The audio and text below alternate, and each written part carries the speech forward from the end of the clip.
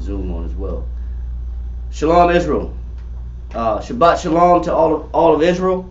At the water for coming out and celebrating this Shabbat with us. We have we just finished and commemorating the Day of Atonement, and so we asked the Most High through our sacrifices to acknowledge the Day of Atonement.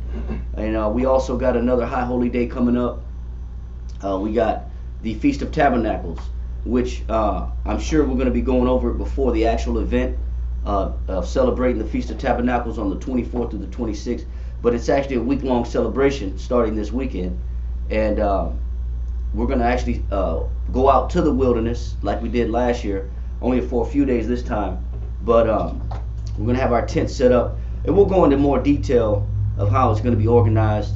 But we most definitely want to fellowship outdoors, because it is a reminder of our time coming out of Egypt, and the Most High walking us through dry ground through the Red Sea by way of Moses.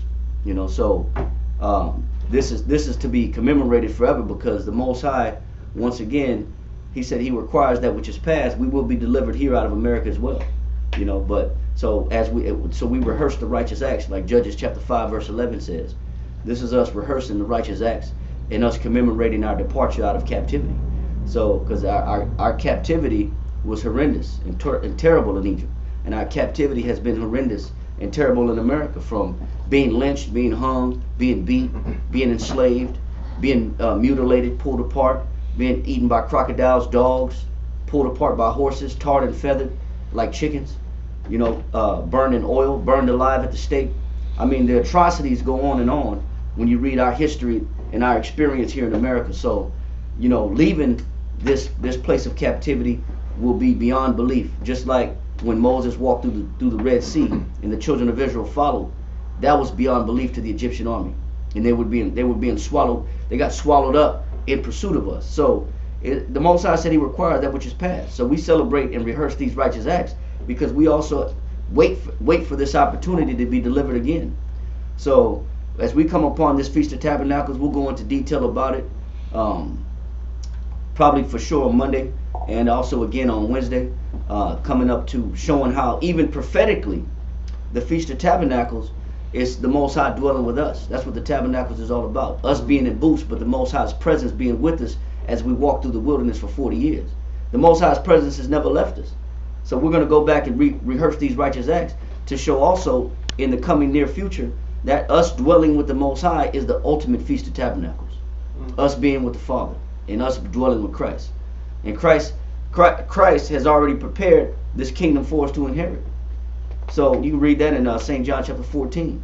But like I said, we'll go into the Feast of Tabernacle coming up. But in preparation for that, we're going to go through the Sabbath. So we want to say shalom, Shabbat shalom to all Israel that's watching us, and that pay attention to our shows. The water for all the brothers that edify the body of Christ, all the other teachers, and in Houston and Virginia, isbhpk Houston, isbhpk Virginia, isbhpk New York. We got brothers in Albuquerque, we got brothers in Guatemala, London. We want to say shalom to all you as well, and to the audience, and we hope that we edify you through our reading.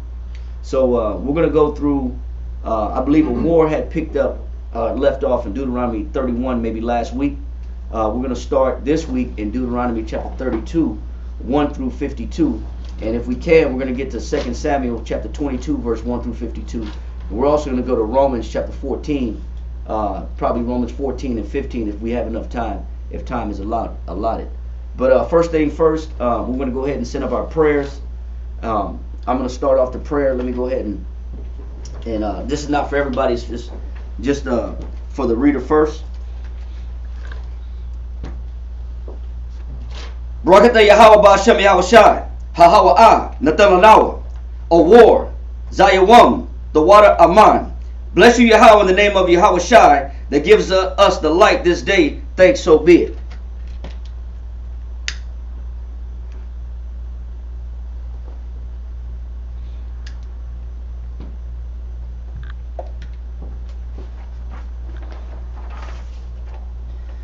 Barakatah Yahweh Ba'Shem Yahushai, Hahawa'ah, Natalanawa, Rayach, Nayachacha, the water Aman. Bless you, Yahweh, in the name of Yahushai, that gives to us sweet Savior. Thank you, so be it.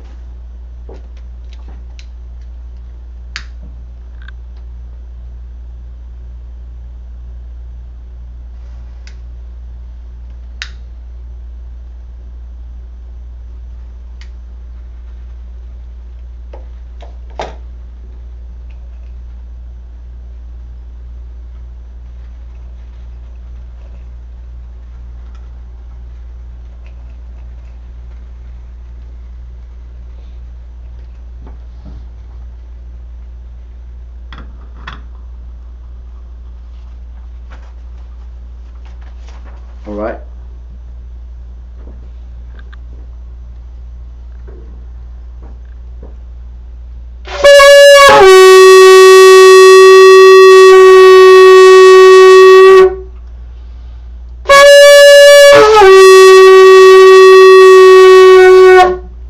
Imagine we're putting Rosh Hashanah, rise and face Jerusalem.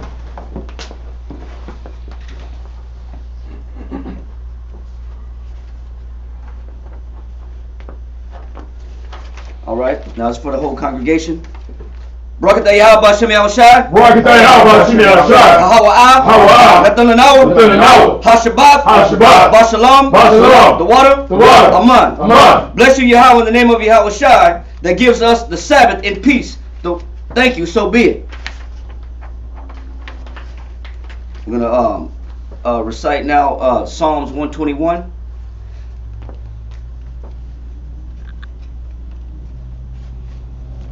Anasha. Ayanyamya. Al. Haharyam. Ma'awa. Yabuwa'a. Izaria. Yabuwa'a. Ma. Yahweh. Sha'isha. Shemawan. Wa'arataza. La'a. Yanathan. Lamawat. Regalia. Yala'a. Nawum. Shashamarya. Hana. Yala'a. Nawum. Wala'a. Yashan. Shashamwamor. Yasha'ala. Yahweh. Shemaria. Yahweh. Tazalia. Al. Yamyamya. Yad. Hashamash. Yala'a. Hakaya. Bayawum. Wala'a. Halabana. Balayala. Yahweh. Yashamaria. Mako. Rai. Yashamar. Napasha.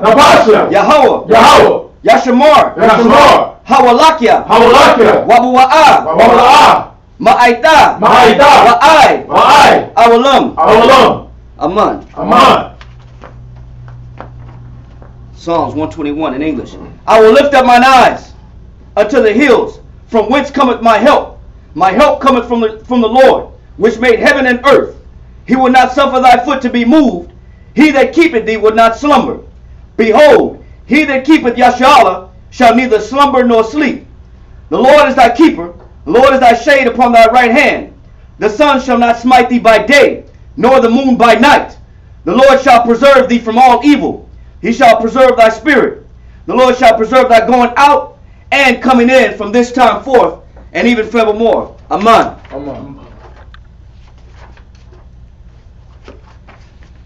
Israelite Credo. Shema Yashala. Yahweh Alahayanawa. Yahweh Achad. Shema Yashala. Yahweh Alahayanawa. Yahweh Achad. Shema Yashala. Yahweh Alahayanawa. Yahweh Achad. This is Deuteronomy chapter 6, verse 4. And also you can find this in Matthew chapter 12, verse 29. Hear, O Israel. Hear, O Israel, the Lord our power is one Lord. And you can also read this in Matthew chapter 12, saying the same thing from the Old Testament and the New Testament. 12, verse 29.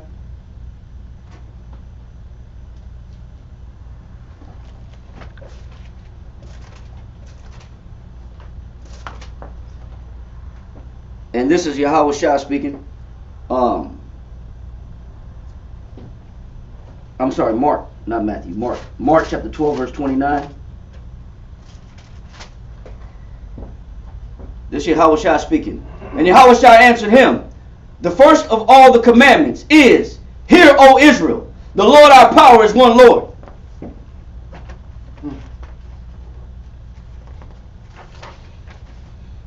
Yahweh B'Shem Yahushai. Abanaw. Shabbat Shemayim. Kodash. Hayah. Shemkah. Yahweh.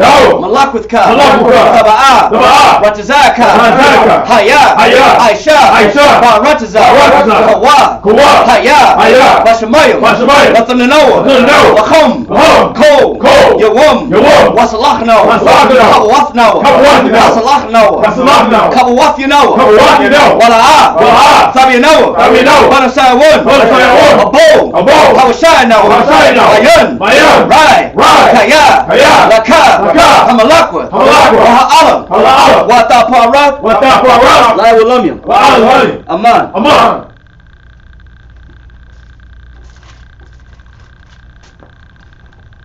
Matthew chapter 6 verse 9. After this manner therefore pray ye, Our Father which art in heaven, hallowed be thy name. Thy kingdom come, thy will be done in earth as it is in heaven. Give us this day our daily bread, and forgive us our debts, as we forgive our debtors. And lead us not into temptation, but deliver us from, it says, lead us not into temptation, but deliver us from evil. For thine is the kingdom, and the power, and the glory forever. Amen. Now we're going to say the 10 Commandments.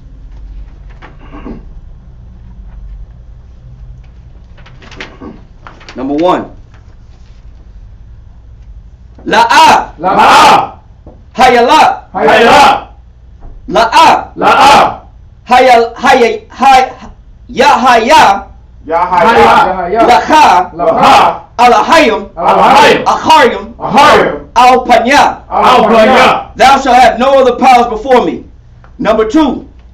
La'a. La'a. Tha'aisha. Ta'aisha. Laka. Laka. Pasol. Pasol. Wala'a. Wala'a. Tha'ibadam. Ta'ibadam. Thou shalt not make unto thee any graven image nor serve them.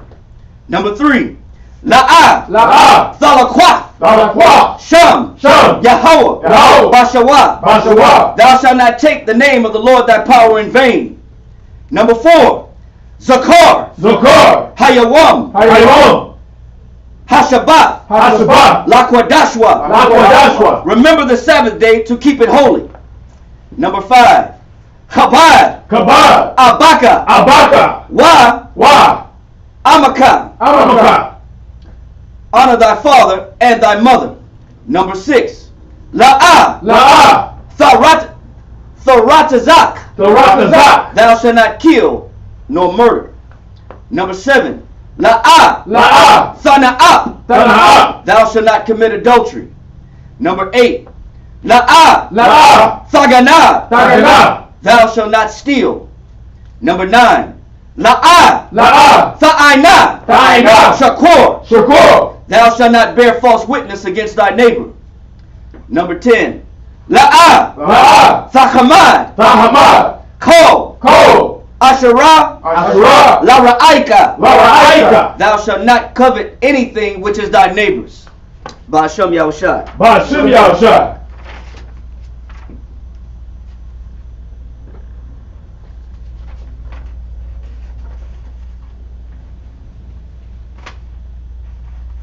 All right, Yeshabi.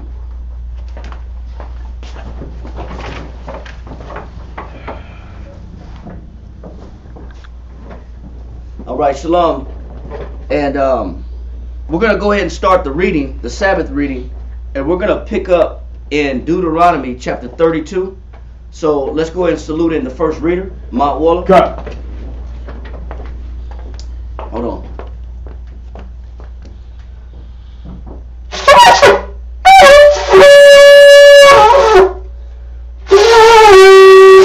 Hold on, let me get it.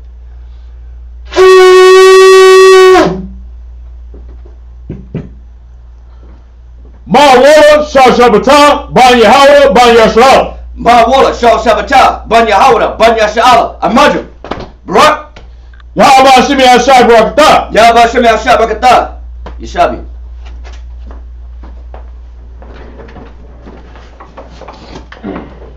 All right.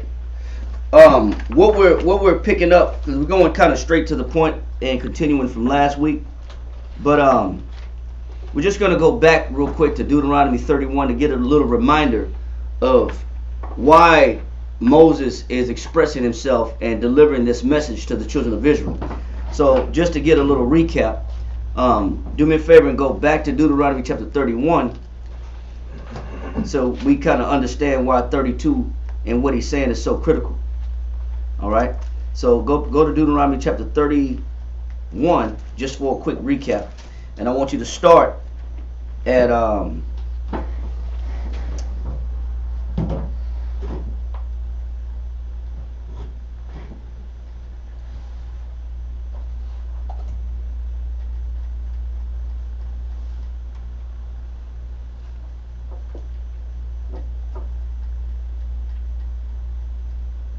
start at verse 14.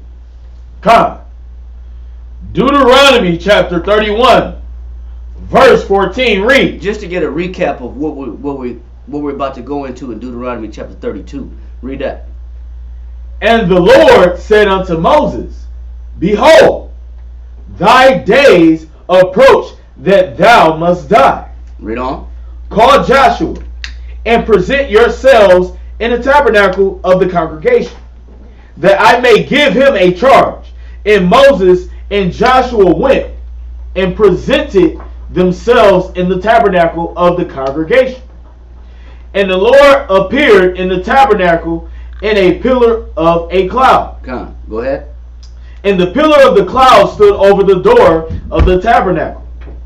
And the Lord said unto Moses, Behold, thou shalt sleep with thy father. So Moses is preparing to make his exit, and the Most High has chosen the next man up in charge as Joshua, as being the leader of the tribes of Israel and being the instrument that the Most High is going to use to lead the children of Israel, to continue leading the children of Israel into the promised land. Read on. Come, thou shalt sleep with thy fathers, and this people will rise up and go a-whoring after the gods of the strangers of the land. Now, out of all the things that Moses has done from his initial commencement, from being initiated as the leader of the people, when Moses received his commission to pull the children of Israel out of Egypt, all the miracles that were displayed before the children of Israel, all the things that were done as them being witnesses of the salvation and the deliverance of them out of their captivity, and the Most High's presence being with them by a pillar of the cloud by day and a pillar of fire by night. Israel, the Most High is saying that as soon as Moses passed, what is the nature of Israel? He said they're going to immediately go back to serving other gods, meaning our faith, our loyalty, our dedication to the Most High is very temporary, and it's very fragile, and it really doesn't stand on much. Even though we've been witnesses in ourselves of all the things that the Most High has done coming out of Egypt, from the different plagues, the frogs, the lice, the rivers of blood, the locusts, all these things, the boils, the smiting of the firstborn, you would think that it would be solidified in us as a people after witnessing all the things that we've overcome to identify and attribute the Most High's salvation forever. But that's not Israel. As soon as a leader or somebody in charge passes away or removed, then we, for some reason, have no longer the strength or the presence of mind to be strong or to continue virtuous. So the Most High is telling Moses and Joshua, as soon as you pass, these are the events and the outcome and the behavior of the children of Israel. Read on. Come. And go a-whoring after the gods of the strangers of the land. It said it won't even take that long before Israel goes what? Whoring after the gods of the strangers of the land. And whoring, another word for whoring is prostitute. Meaning we'll sell ourselves. We'll sell our allegiance. We'll sell our bodies. We'll sell off our children in order to hope for some greater gain. For some monetary gain or physical well-being or physical peace of mind. It just shows you our faith is not very strong in the Most High, and it's not long term, and that's problematic. That's been our issue as the children of Israel for a very long time. Which, when we get to Deuteronomy 32, he's going to go explain that even further. But read on. Come, whither they go to be among them, and will forsake me, and break my covenant which I have made with them. Then my anger shall be kindled against them in that day, and I will forsake them, and I will hide my face from them, and they shall be devoured, and many evils and troubles shall befall them, so that they will say in that day, are not these evils come upon us, because our power is not among us? All right, so the Most High said that because he's going to hide his face from us, and we know what that means. When the Most High hides his face from you, then it's a done deal. Your destruction is on its way. That means the protection of the Most High is no longer covering you.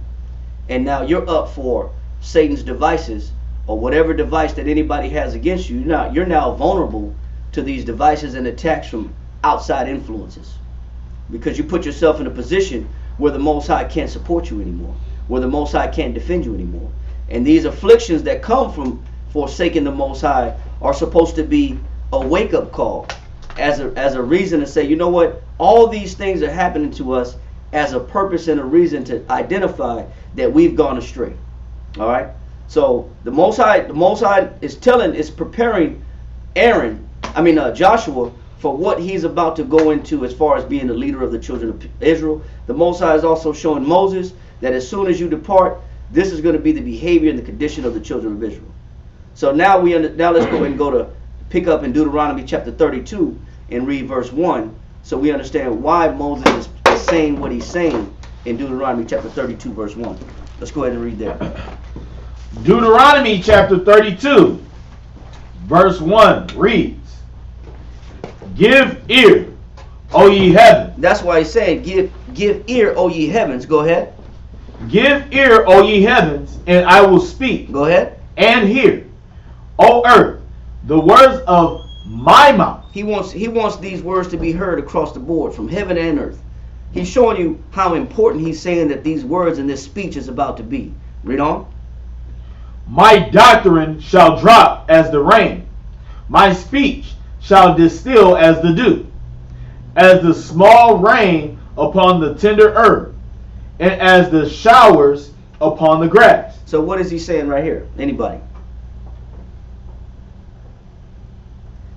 What he's using is metaphors. The metaphor that he's using long lasting is long lasting in what way? Meaning it would exist in the mind, meaning the example, or I guess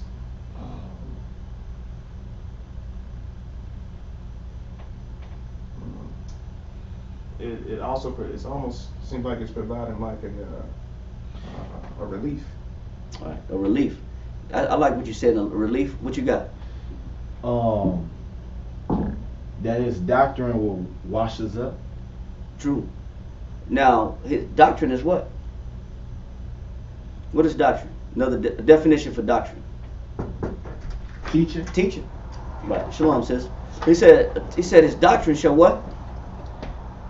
My doctrine shall drop as the rain. Now he says my doctrine, my teaching shall drop like the rain. Now we know how beneficial the rain is. So what Moses is saying is he's using analogies, he's using metaphors to explain how important and how critical his words that he's about to deliver are.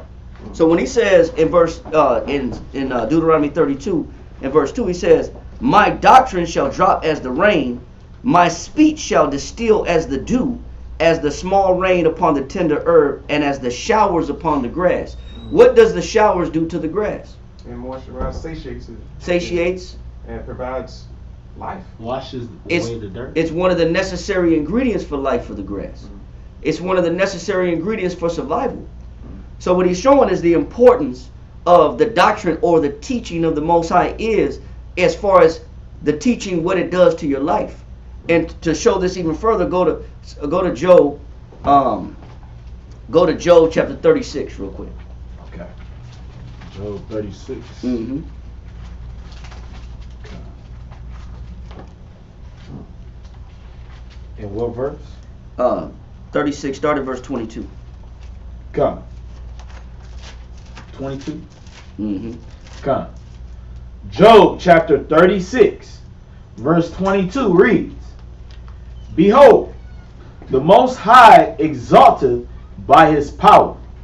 who teacheth like him. No, you got to read it like a question, right? Okay. Because it has a question mark right there. Okay. We're going to Job 36 and 22 to expound on Deuteronomy chapter 32 verse 2, right? Talking about this dew that descended upon the tender grass. Talking about that showers like rain that comes down upon the grass in the field, right? So he says, read verse 22 again. Come. Job chapter 36 verse 22 reads, Behold, the Most High exalteth by his power. It's showing you how strong the Most High is by his power, right? Read on. Who teacheth like him? It says, who does what? Teacheth like him. It says, he's showing you how great the Most High is, that there is no greater teacher than who? Than the Most High. So when Moses is saying, my doctrine shall distill as the dew, my doctrine shall come down like the rain upon the grass and the tender herb. What he's saying is, there's no other power greater than the teaching of the Most High. There's no other source of growth that a person needs in their life for survival and development than the teaching of the Most High. This doctrine that Moses is referring to is talking about the teaching that comes directly from the Most High. So read that again. Come. Behold, the Most High exalteth by his power. Go ahead. Who teacheth like him? It said, who teaches like the Most High? The Most High is the greatest teacher. He is the greatest source of information that anybody could ever have in their life. Jump down to verse 27. Verse 27.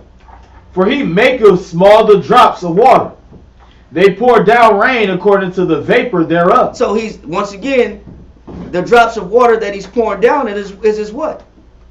Is his doctrine, his teaching. Is his teaching. He's showing you that his teaching is equivalent to what's necessary to feed the grass. It's what's necessary to feed the herb. Read. Come. They pour down rain according to the vapor thereof. Go ahead. Which the clouds do drop and distill upon man abundantly. And the Most High said that his teaching can distill. A distillation process is the purification of elements. He's showing you how pure the word of the Most High is to us. He says it's pure enough to where it can benefit every man, and every man can benefit from the word of the Most High abundantly. Now where do we know that that's true at? When you go to James chapter 1 verse 5 real quick, somebody read James chapter 1 verse 5. Yes, sir. No, I was gonna ask a question. Basically, is the Most High comparing how great his teaching is with the cycle of how rain drops on the grass? Well, how necessary the rain is and the dew is to feed the grass. It's vital for survival. It's a necessary element for survival. The grass can't live without water. Right. The herbs can't live without water. It dries up. What he's showing you that a man can't live without the teaching of the Most High. He'll dry up. It's a necessary need for his survival in his life. He's just using metaphors and symbolism to show you how critical it is for each man to have the teaching of the Most High. It's a necessary element of life and survival, if that helps answer your question. And it says in verse 27, read it again. You want James? And 27 in Job. Come. Verse 27. For he maketh small the drops of water. They pour down rain according to the vapor thereof, which the clouds do drop and distill upon man abundantly. And it says this teaching can distill and drop upon man how? Abundantly. As much as you want it. Mm-hmm. And the scripture that shows this is James chapter 1. Now read verse 5. Right. James chapter 1 verse 5. If any of you lack wisdom. Go ahead. Wisdom is the right way to do something. Right? He said, if any of you lack wisdom, go ahead. Let him ask of the Most High. Go ahead. That giveth to all men liberally. And what will the Most High give to every man? Wisdom. His way of doing things. He says he'll give it to all men how? Liberally. Meaning you could have the teaching, you could have the knowledge, you could have the wisdom of the Most High in abundance. Right. And you could have it as much as you want. That's what he said. He giveth to all men liberally, freely, and in abundance. Go ahead. And upbraideth not. Meaning he doesn't hold back from no man. The only option or alternative to receiving this wisdom is that you have to be bound to believe that this doctrine is true. You have to have enough faith in the Most High's teaching that it works. And that's why I said this. Read on. And upbraideth not, and it shall be given him. And it shall be given him. Read on. But let him ask in faith. But what's a necessary element that you need in order for this wisdom that drops down like dew, that drops down like rain? What is it that you need to add to this wisdom in order for this wisdom to remain and take effect? Faith. You got to have faith. You got to believe in the teachings of the Most High. You got to believe in the wisdom of the Most High.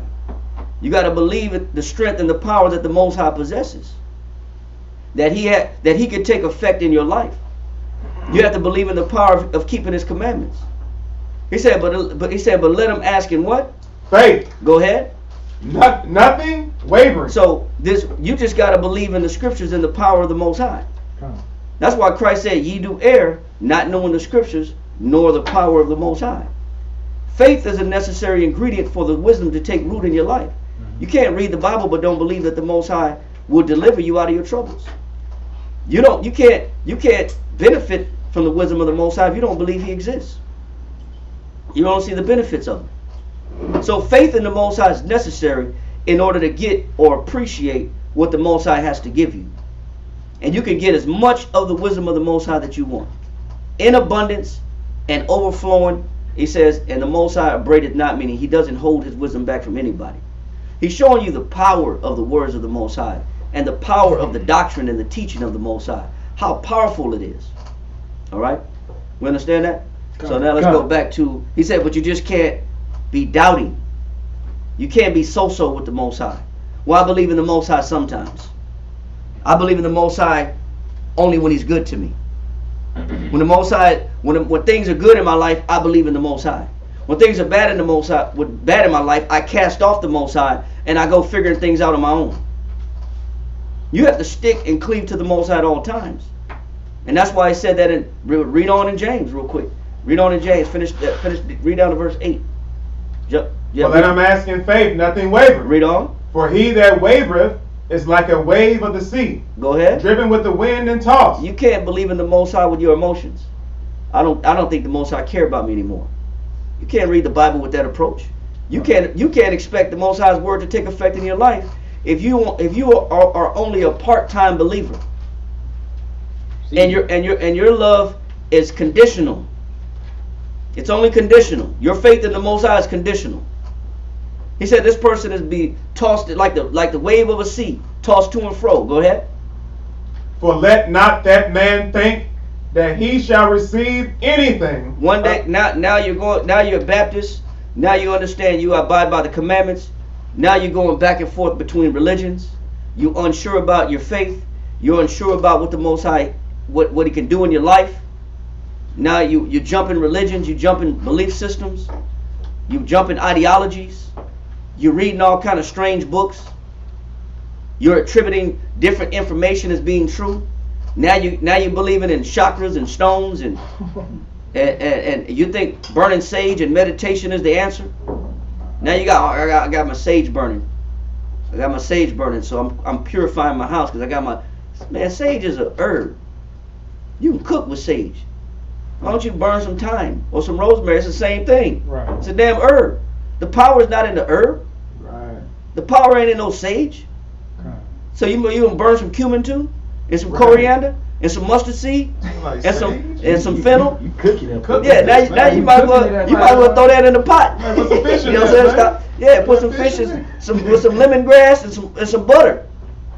You cook. All you doing is cooking. You're not purifying nothing. But this is the foolishness of our people. Okay. We'll swear loyalty to the Most High, but attribute safety and security by means of another source. Okay. That's foolishness. Now I think the sage is gonna clear my house out of negative. Are you kidding me? Or the rocks. Or the rock. Now I got stones. Now I got crystals. I'm wearing 50 different crystals. My crystals absorb the sun. My crystals absorb the sunlight. Yeah. They absorb the sun. So I carry my crystals in my hand so that the power of the crystal can influence through my skin. Foolishness. You know what I'm saying? It is foolishness. But that's what we do. Right. We believe in the Most High, but then we give all the safety and security and support. We attribute these things to other things as these are the reasons why I'm safe. These are the reasons why I'm well taken care of. These are the reasons why I'm protected. Now I'm wiping everything down with a chicken egg. Now I'm wiping everything down and wiping. You know, you got to make sure you come in my house. Make sure you walk through this under this broom. All this foolishness, man. But he said you can't be wavering. If you believe in the Most High, then let the Most High be your power. Right. Then let the Most High be the source of your strength. Then let the Most High be your protection. He said nothing wavering. Go ahead. James 1:7. For let not that man think that he shall receive anything of the Most High. Go ahead. A double-minded man is unstable in all his ways. So when you put your faith in the Most High, in order for the Most High's teaching to take effect in your life, then you got to believe wholeheartedly that He is the source of all the information and wisdom that you need. Right. He is the source and the only source. And the answers to life and the benefits of life can only come by way of serving the Most High in His doctrine. Right. That's the only condition that's necessary for the wisdom to take root in your life and to be effective in your life. Then the Most High will give you wisdom in abundance because you don't doubt Him. And so this is what He said. Let's let that go in James. Who had my water? You had Deuteronomy chapter 32. Now let's get back to Deuteronomy 32:2. Come. Deuteronomy chapter 2 and verse 2 reads, my doctrine shall drop as the rain. And so we understand now that doctrine is His teaching. Dropping down as a rain, He's talking about how powerful the teaching of the Most High is and necessary it is for your life. We read that in Job just a minute ago. Right? Read on. My speech shall distill as the dew, as the small rain upon the tender earth, and as the showers upon the grass. Go ahead. Because I will publish the name of the Lord. Because Moses knows how fickle and how temporarily loyal we are as people. Moses is reinforcing the greatness of the Most High. And he's already been told in chapter 31 that the children of Israel will forsake the Most High.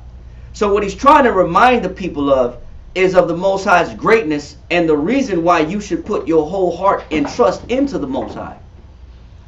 This is what Moses is trying to do, is reiterate the power and the magnitude and the greatness of our Heavenly Father, Yahweh. That's why he says, because I will publish the name of the Lord. Go ahead. Ascribe ye greatness. He says, ascribe ye what? Ye greatness. Definition of ascribe. Definition of ascribe, not describe. Ascribe. To provide, to give, to set in place. So he's showing you that the Most High is the provider, the Most High is the giver, and the Most High is the one that will set you up in place. There's no other source of power to trust in. Put your whole trust in the Most High. So he said ascribe means to what? To provide. To provide. To what give, else? To give. To set in place. Set in place. To grant. To grant. To permit. Go ahead. So what is he showing? What is Moses trying to tell the children of Israel? You need the Most High in your life. Mm-hmm. He'll permit you success. He'll permit you well-being. He'll permit you wisdom. He'll grant you wisdom and understanding. He'll grant you knowledge. He'll provide you with the correct wisdom and teaching necessary for growth and development. Okay. So Moses is having to reiterate this because we as people of the Most High, the children of the Most High, very short-lived. We got short-term memory loss when it comes to how good the Most High is. Right. We're quick to blame man for our pitfalls. We blame people for our errors and mistakes. We never look at ourselves and say, you know what? It was due to the fact that I disobeyed the Most High or disconnected myself from the Most High. I made the Most High's face hide from me. I caused the separation between me and the Most High. And I caused the difficulties in life. Mm-hmm. Read on. as ascribe ye greatness unto our power. Read on. He is the rock. Who's the rock? The Most High. He is the rock. Read on. He is the rock. His work is perfect. So now Moses is trying to defend the power and the greatness and the need of the Most High in your life. Okay. He's now defending the Most High of why you need the Most High so much. Why you can't live without him. He's telling the children of Israel, he's your rock. He's your power and source of influence. Read on. God. He is the rock.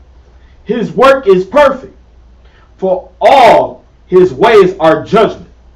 A good power of truth and without iniquity. Just and right is he. So now Moses has to go in reiterating, compounding these points of how fair the Most High is. How just the Most High is. Because we're quick to call the Most High as a father that has forsaken us. We're quick to say the Most High left me hanging. We're quick to say the Most High don't love me no more. We're quick to say the Most High don't care about me no more. We're quick to that. That's why Moses has to defend the equity and the justice and the fairness of the Most High. Read on. Verse 5. They have corrupted themselves. Their spot is not the spot of his children.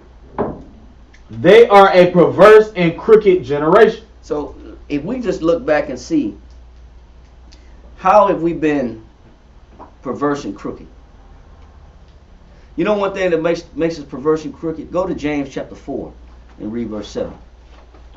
Go to James chapter 4 verse 7. What has made us perverse and crooked in our doings? Come. James chapter 4 and verse 7. Submit yourselves therefore to the power. Resist the devil, and he will flee from you.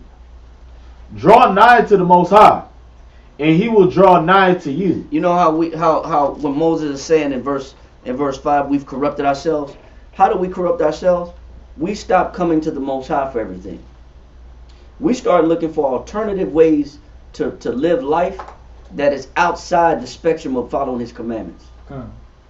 We look for alternatives, as if there is an alternative for success. We look for options. I have other options of taking care of myself. There are other means of me providing myself and my family with the things necessary for survival. So we don't look at submitting ourselves to the Most High. We corrupt ourselves because we go astray from the Most High. We tell ourselves that there's other ways of living that will be approved by the Heavenly Father. That following after Christ and these commandments, that's one way, but there are also other ways. I can be free to serve God however I want.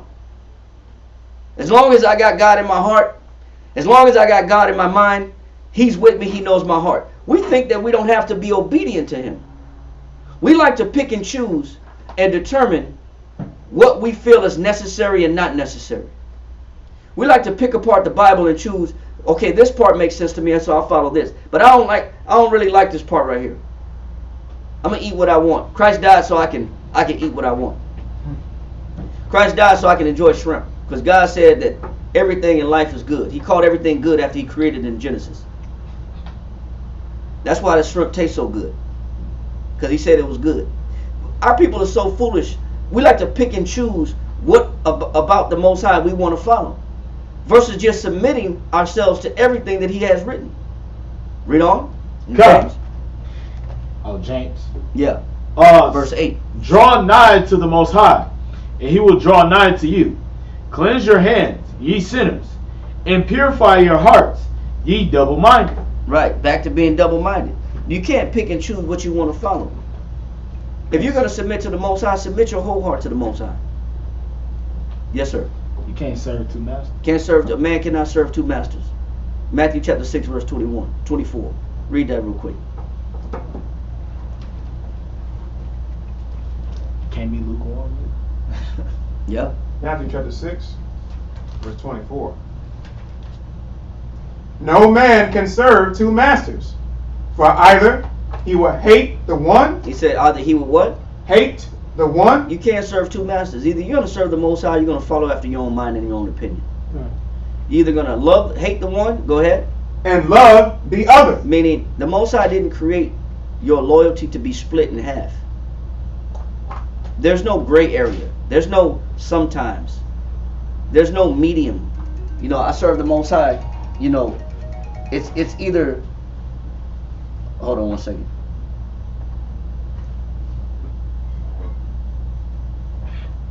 Let me shoot this to this brother real quick. Let me shoot this message real quick. Salaki.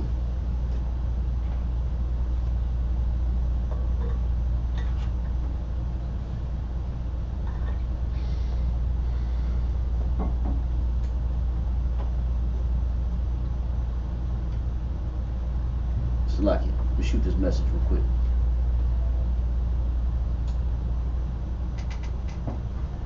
All right.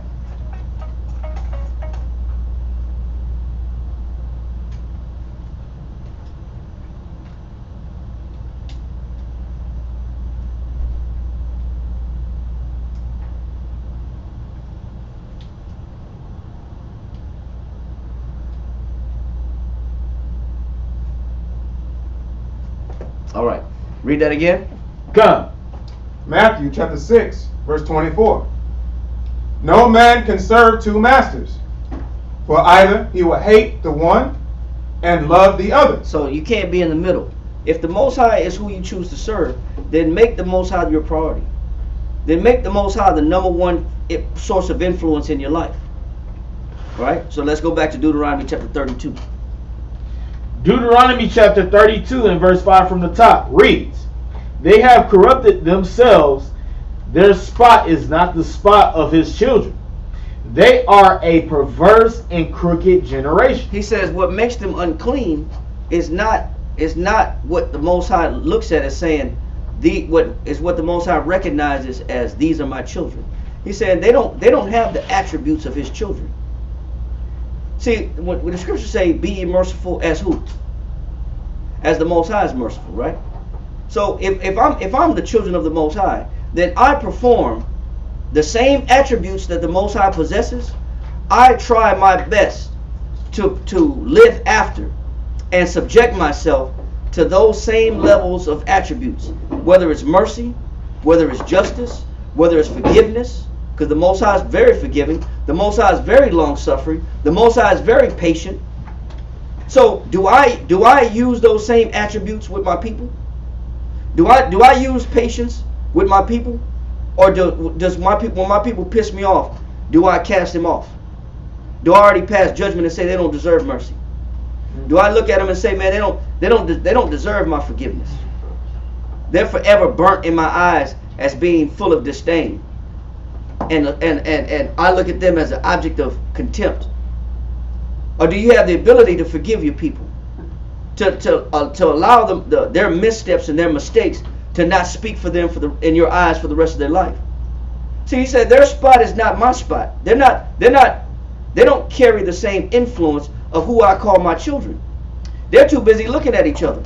They're too busy hating on each other, hating on one another. And that's exactly comparing ourselves. You know what? This person don't deserve my righteousness. This person don't deserve my forgiveness. We're too busy attacking each other. We're too busy looking at each other as opponents, even in the household, between a husband and a wife. That's why I said, go here real quick. Go to Ephesians chapter 5. He said, this is not the evidence of who I call my children. Go to Ephesians chapter 5 and read verse 15. Got it. Ephesians chapter 5, verse 15 reads, see then that ye walk circumspectly. He says, see then that ye walk what? Circumspectly. That you're aware on all sides. You're aware of how you carry yourself. You're aware of how you conduct yourself. You're aware of the impact and influence you have on other people's lives. You're aware of your speech. You're careful about your behavior. You're careful about what you say because you know who's watching you. You're careful about the impact that you have on somebody, whether you'll damage somebody. That's why I said walk circumspectly. Read on. Not as fools. Not as what? Fools. Go ahead. But as wise. Read. Redeeming the time, because the days are evil. Go ahead. Wherefore be ye not unwise, but understanding what the will of the Lord is. So if it says, he said, be not as fools, but wise, understanding what? Understanding what the will of the Lord is. So when he says in Deuteronomy chapter 32, they have corrupted themselves. Their spot is not the spot of his children. They are a perverse and crooked generation. What he's saying is they behave themselves not according to whose will? The Lord's will. They behave themselves opposite of the Lord's will. They seem to be ignorant of the Lord's will. Contrary to the Lord's will. So, or untaught or unlearned of the that's what makes that spot so grievous to the Most High, because you're my children, but you act like you don't know what my desire is. You act like you don't know what my pleasure is. So this is what makes their spot stand out as being a recognizable attribute of you don't belong to me as my children, because you don't conduct yourself like my children would. Look at how you behave. You're making me look bad. You act like you don't know who your father is. And that's why I said this is that spot that he's talking about in Deuteronomy. We act like we don't know what the Most High's will is. That's how we treat each other. Jump down in Ephesians chapter 21. Verse 21. Submitting yourselves one to another. You know what the Most High's will is? What is the Most High's will? He says doing what? Submitting yourselves one to another in the fear of the Most High. Submitting yourselves one to another in the fear of the Most High. A man doesn't know how to treat his woman, and that's a spot on a man. Not knowing how to treat his woman. And what's the spot on a woman? Not knowing how to treat her husband. What's the spot on a man? Not knowing how to look at his brother. What's the spot on a woman? Not knowing how to look at her sister. I don't know how to submit myself to looking at my people, even the ones that are close to me, according to how the Most High looks at them. Read on. Come. Wives, submit yourselves unto your own husband. And what makes me blamable is the fact that I won't do what? What spot makes a wife stand out in the eyes of the Most High? That grieves the Most High. It's not submitting. When she won't do what? Not submitting. When she won't submit. He said that spot, or your lack of ability to submit to your man, that's not conducive to being one of my children. You don't know how to listen. You don't know how to be obedient. You don't know how to stay in order. You don't know how to agree. You don't know how to be kind. You don't know how to serve. He said that spot is not the sign of my children. That's not a good badge to wear on your sleeve, like you're an independent woman, but you're in a marriage. That's not a good badge to have on you.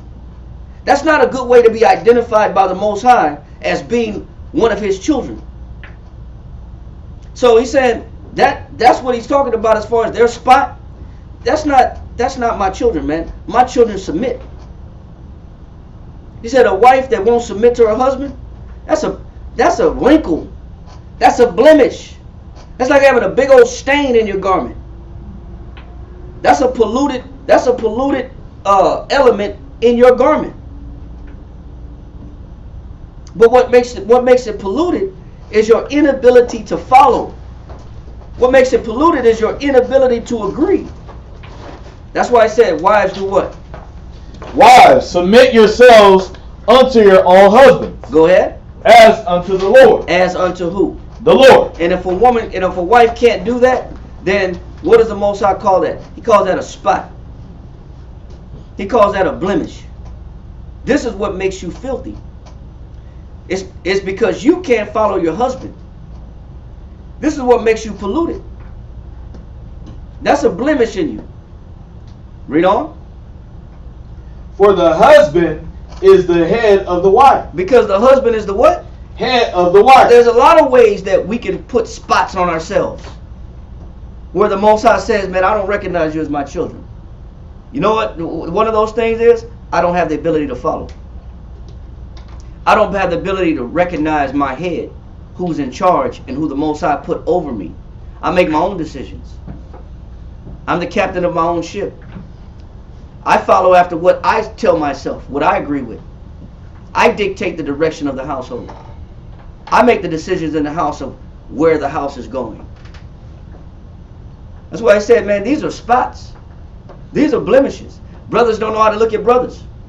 I don't know how to just let a defense go. I don't know how to be merciful. I hold a grudge and a chip on my shoulder. Every time I see that brother, I got a grudge and a chip on my shoulder. I got something negative to think about this person versus something positive. He said, man, these are not the signs of my children. Read on. Even as Christ is the head of the church, and he is the savior of the body. So I got to look at my husband as the savior of my body. He's telling a wife what would remove her spots and her blemishes. But jump down to verse 25. Verse 25. Husbands, love your wife. But also, what's a spot in a man? Just like a woman's disobedience and inability to recognize her head, that's a blemish in her spirit. No different than a man. What's a blemish in a man's spirit? A man's coldness and bitterness to his wife. A man turning cold on his woman. A man being bitter towards his woman. He said, husbands, love your wives. Go ahead. Even as Christ also loved the church. What's the measure of a husband's treatment to a wife? The same way that Christ loved the church. How did Christ love the church? Read. And gave himself for it. Read on. That he might sanctify and cleanse it. What was Christ's concern with the church? That he might sanctify and cleanse it. So is it that your wife is perfect already? La. Is it that your wife is already ready-made? A lot of brothers think they got ready-made wives. Well, she got knowledge. She in the truth.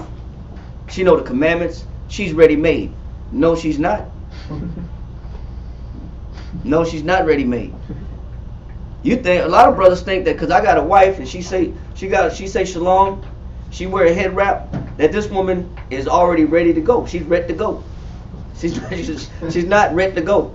She's not ready to go. She's not ready to go. Whatever you want to call it. She's not ready. You know what a wife needs? In order to fulfill her position as a good wife, she needs constant what? That he might sanctify and cleanse it. She needs constant sanctification. And she needs constant teaching. Just because she cooks your food doesn't mean she's ready to go and that she don't have flaws. Just because she makes up the bed and she vacuums the house and she pays the bills, that doesn't mean that she's ready to go. That doesn't mean she's in order and she's showing the signs of an actual woman that is conducting herself according to the wisdom of the Most High. Just because she knows how to cook, clean, massage your back, and she makes your favorite meal. She knows how to make your favorite enchiladas. She knows how to make your favorite damn tacos or your favorite fried chicken.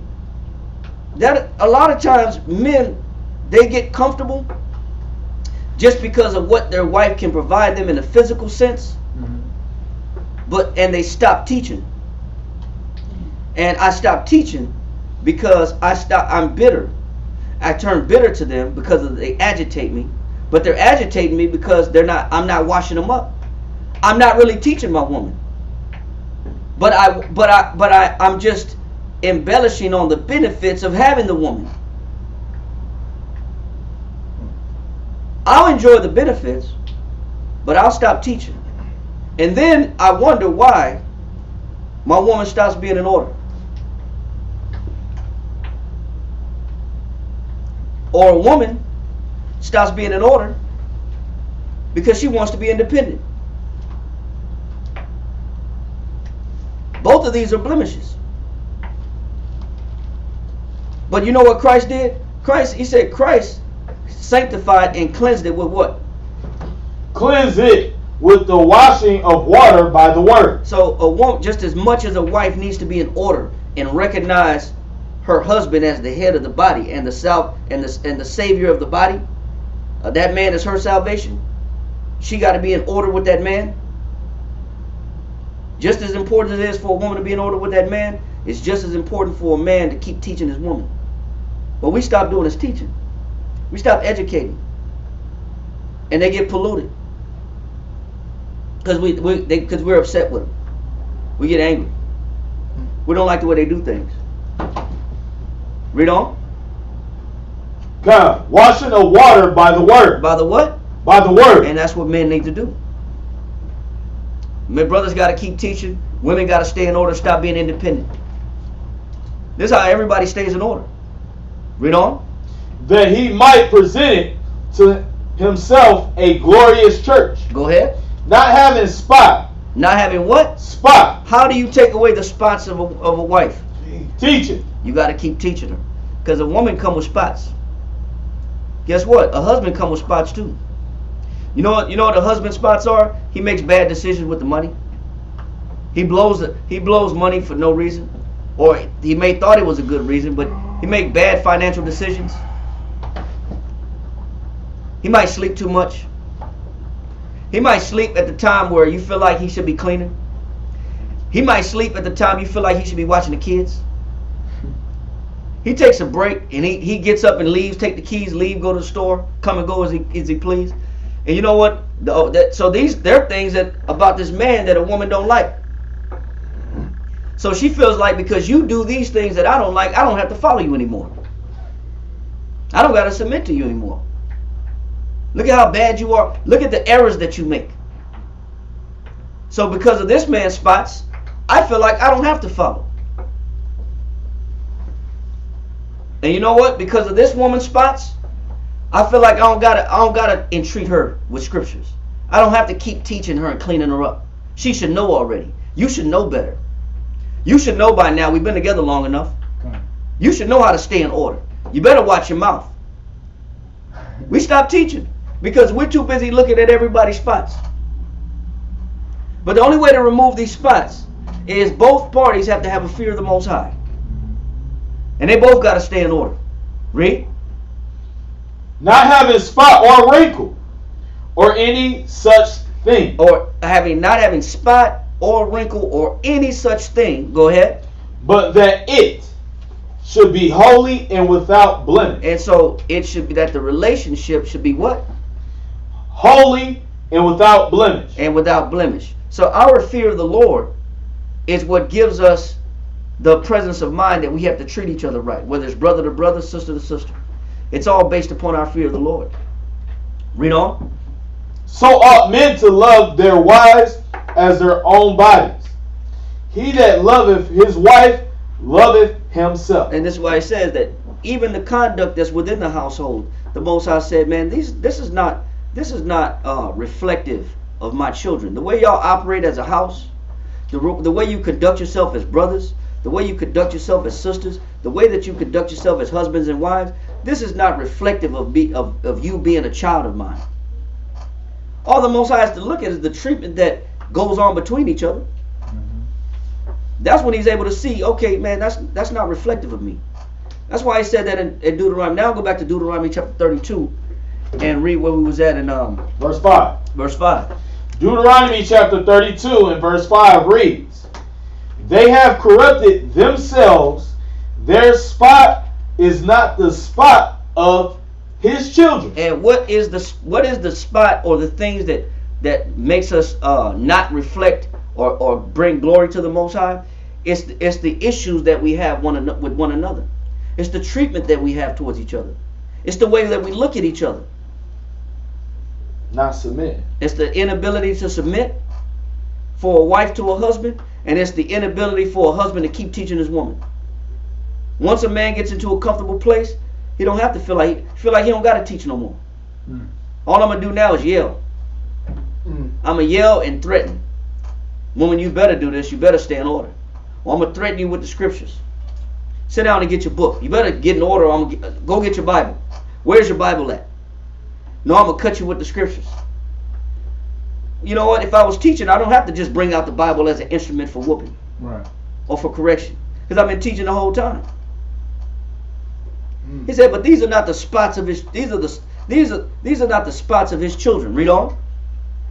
They are a perverse and crooked generation. Read. Do ye thus requite the Lord? He says the problem Moses is explaining with the children of Israel is, he says, do you requite what? The Lord. What does that mean? You know what the word requite means? Does it give reference? Is it like a mention? Yeah, close. You close. It's to give reverence, but it's something even deeper. When he says in verse 6, right? He said no more guessing, right? Verse 6, he says, do ye thus what? Requite the Lord. What he's saying is, are y'all so disconnected from the Most High? As Moses is telling the children of Israel, do you not respond to the love and affection of the Most High? Can you not tell when the Most High loves you? That's what he's saying. He said the children of Israel, that requite means to respond to affection. Damn, you can't tell when somebody's loving you? You can't tell when somebody cares about you? You can't tell when the Most High has been holding you up the whole time? You can't see that the whole time that you've been walking through this wilderness, that the Most High has been providing for you with the manna? That the Most High has been making sure your clothes never wax old and your shoes never dissolve off your feet? That the Most High has been taking care of you the whole time you've been walking in the wilderness? That the Most High has been with you your whole life? You can't see love. You can't really tell when somebody loves you. Because you know what? We think the Most High hates us when we get chastised. Or we catch a little hell. Or we go through some trouble. That's why in Hebrews chapter 12 it says what? My son, despise not thou the chastening of who? Of the Lord. We mistake when we're going through something as it being that the Most High doesn't love us anymore. Or I catch a little hell or tribulation, I'm so quick to cast off the Most High as being not powerful to save me out of my situation. Not an effective source to go to. I stop reading the Bible. I stop studying. I stop praying. I stop seeking counsel for answers. I pretty much start casting off the Most High as soon as I catch a little hell. And that's why it says, do you not know when the Most High is showing you love? Can you not see it? Moses is kind of angry because he's having to defend how valid the Most High has been in our life the whole time. He said, damn, you can't recognize love when it's right in front of you. You can't tell when somebody cares about you when it's right in front of you. We can't see it. Read on. Do ye thus requite the Lord, O foolish people and unwise? And that's why Moses called the children of Israel what? Foolish people and unwise? He says because we can't recognize the love of the Most High. The scriptures say the desire of discipline is what?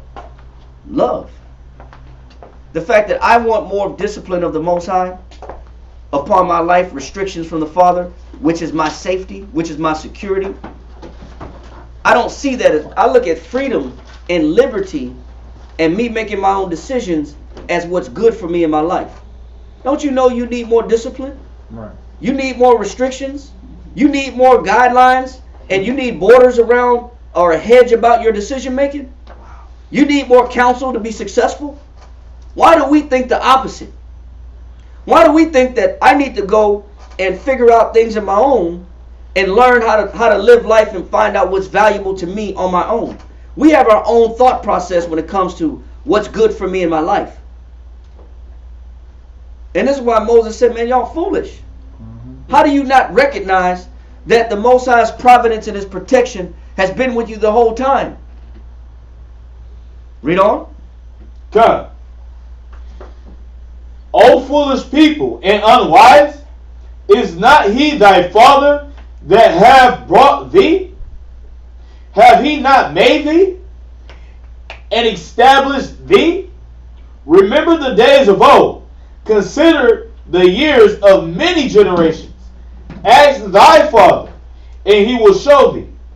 Thy elders, and they will tell thee. Read verse 7 again. Remember the days of old.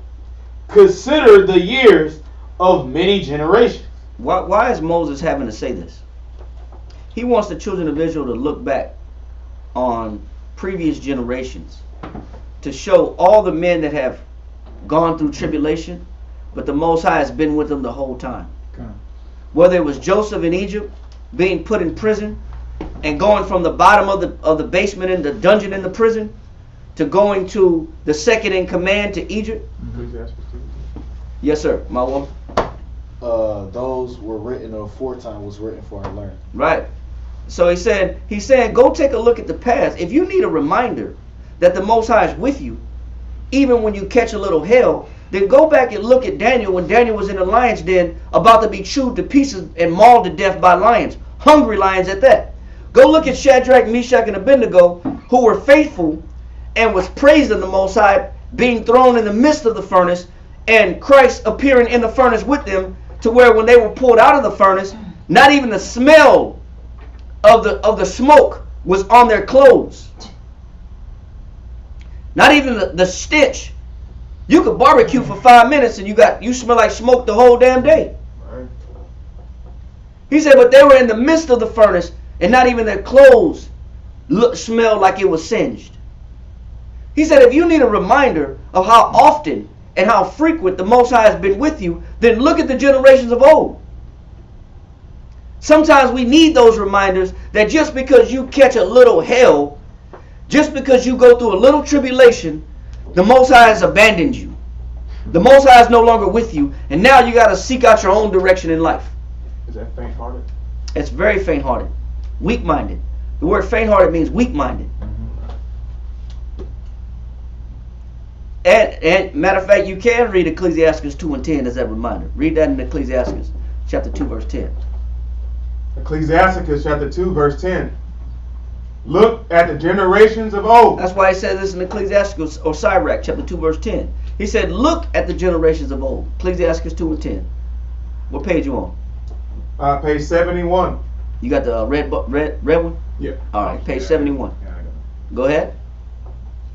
Look at the generations of old and see, did ever any trust in the Most High and was confounded? Did the Most High leave anybody confused that put their trust in him?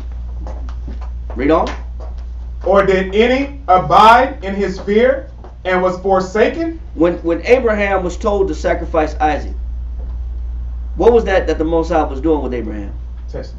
He was testing him. He was testing him in preparation to set him up for a bigger blessing. Because right after that test that Abraham passed, he made Abraham the father of many nations. It was all a test in preparation for a larger blessing. But the Most High was sending him through this test to see if he deserved the bigger blessing. It wasn't that the Most High didn't love Abraham no more. The one thing Abraham prayed about and was asking the Most High and was soliciting from the Most High was that he give him a son to be his heir. And finally he got a son to be his heir, and the son that he got to be his heir was told to be sacrificed. All it was a test. Just because you catch a little hell in life doesn't mean that the Most High has abandoned you. It doesn't mean that the Most High don't love you no more. But this is the mentality of our people. We need these reminders. And this is why Moses is taking his time in Deuteronomy 32 to remind the children of Israel, why are you so quick to cast off your faith? Why are you so quick to stop believing the minute you go through something? Now, if you need a reminder, go back at the past generation. Did the Most High leave? Did the Most High leave Noah dead with the rest of the whole world? Or did he not provide a raft, a vessel for escape? And his family. Those are hellish conditions. You talking about where there you can't see no dry land for 100 and something days? You haven't seen dry land, and you've been rocking in a boat for 100 and something days. You probably seasick by that time. You've been in a boat for this long, and you haven't seen. Of course, you would think, damn, we're the last ones left. He was the last one left. And I'm stranded in the ocean, waiting on the Most High to drive the land to help me come off this ship. But we think because we catch a little hell. Hold this. Go to Job real quick. Go to Job. Go to Job. Read this. Job chapter 6.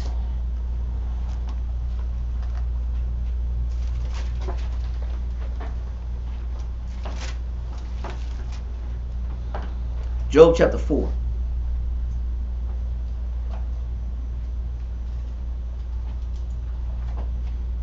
Job chapter 4, read verse 3. Job chapter 4, verse 3. Behold, thou hast instructed many. Yeah, you've been telling everybody about the truth. You've been telling everybody about the truth. You've been telling everybody about the commandments. You've been telling everybody why you can't eat pork and why you need to put on fringes. You've been spreading the gospel. You've been spreading the gospel. You've been telling people that they need to follow the Sabbath. They need to put down Christmas and Thanksgiving and all these pagan holidays. Mm-hmm. You've been rocking fringes. You've been wearing head wraps. You've been going at your family, at the family functions. But nah, you can't eat that pepperoni. You can't eat that sausage. You're the first one to mention what they can't do. Right. You're the first one to bring up, hey man, you know the pork is unlawful, right? Right.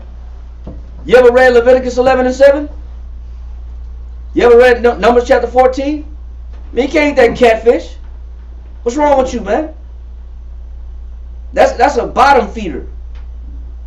You're quick to express the laws, statutes, and commandments of the Most High to other people. Read on. Behold, thou hast instructed many. Read on. And thou hast strengthened the weak hands. And you've given a lot of people counsel. You've counseled people through their hard times in their life. You've counseled people through their divorce. You've counseled people through their loss of family members. You've been a strong support to when people are sick or when people are fighting addictions. You've been great when it comes to helping people get understanding about the Most High and how necessary the Most High is needed in their life. You've been a great advocate for righteousness.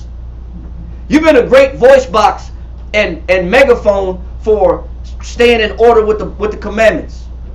Read on. Thy words have upholden him. He says you've through your words given people inspiration and hope to change. Through your counsels, people have put down cigarettes and drugs, came off the alcohol. Or through your counsel, people have reconciled their marriages and gotten back together. And households were built up. Read on.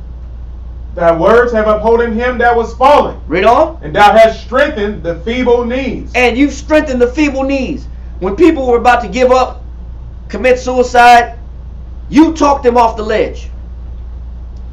You talked them off the ledge through your counsel and through your understanding. You helped and aided people in their life to change, to make significant changes in their life. Read on. But now it has come upon thee. And now you catch a little hell. Now you go through a little problems within your little four walls in your little house. Now you got problems in your life. Now you run into a little uncomfortable scenarios where life starts to become uncomfortable. And your household is troubled. Or you're emotionally troubled. Now you catch a little hell and you go through a little tribulation. Read on. And thou faintest. And you do what? And thou faintest. And this is Israel to the T. This is the essence of Israel. We're so quick to talk about the power of the Most High and how great He is. But as soon as we go through a little bit of things in our life, we want to jump ship and go out of town. We want to run to the border. We want to head to the hills. We want to say, man, I'm out. I quit. What? You quit? I can't take no more. Oh, you can't take no more? What? What are you talking about? I give up.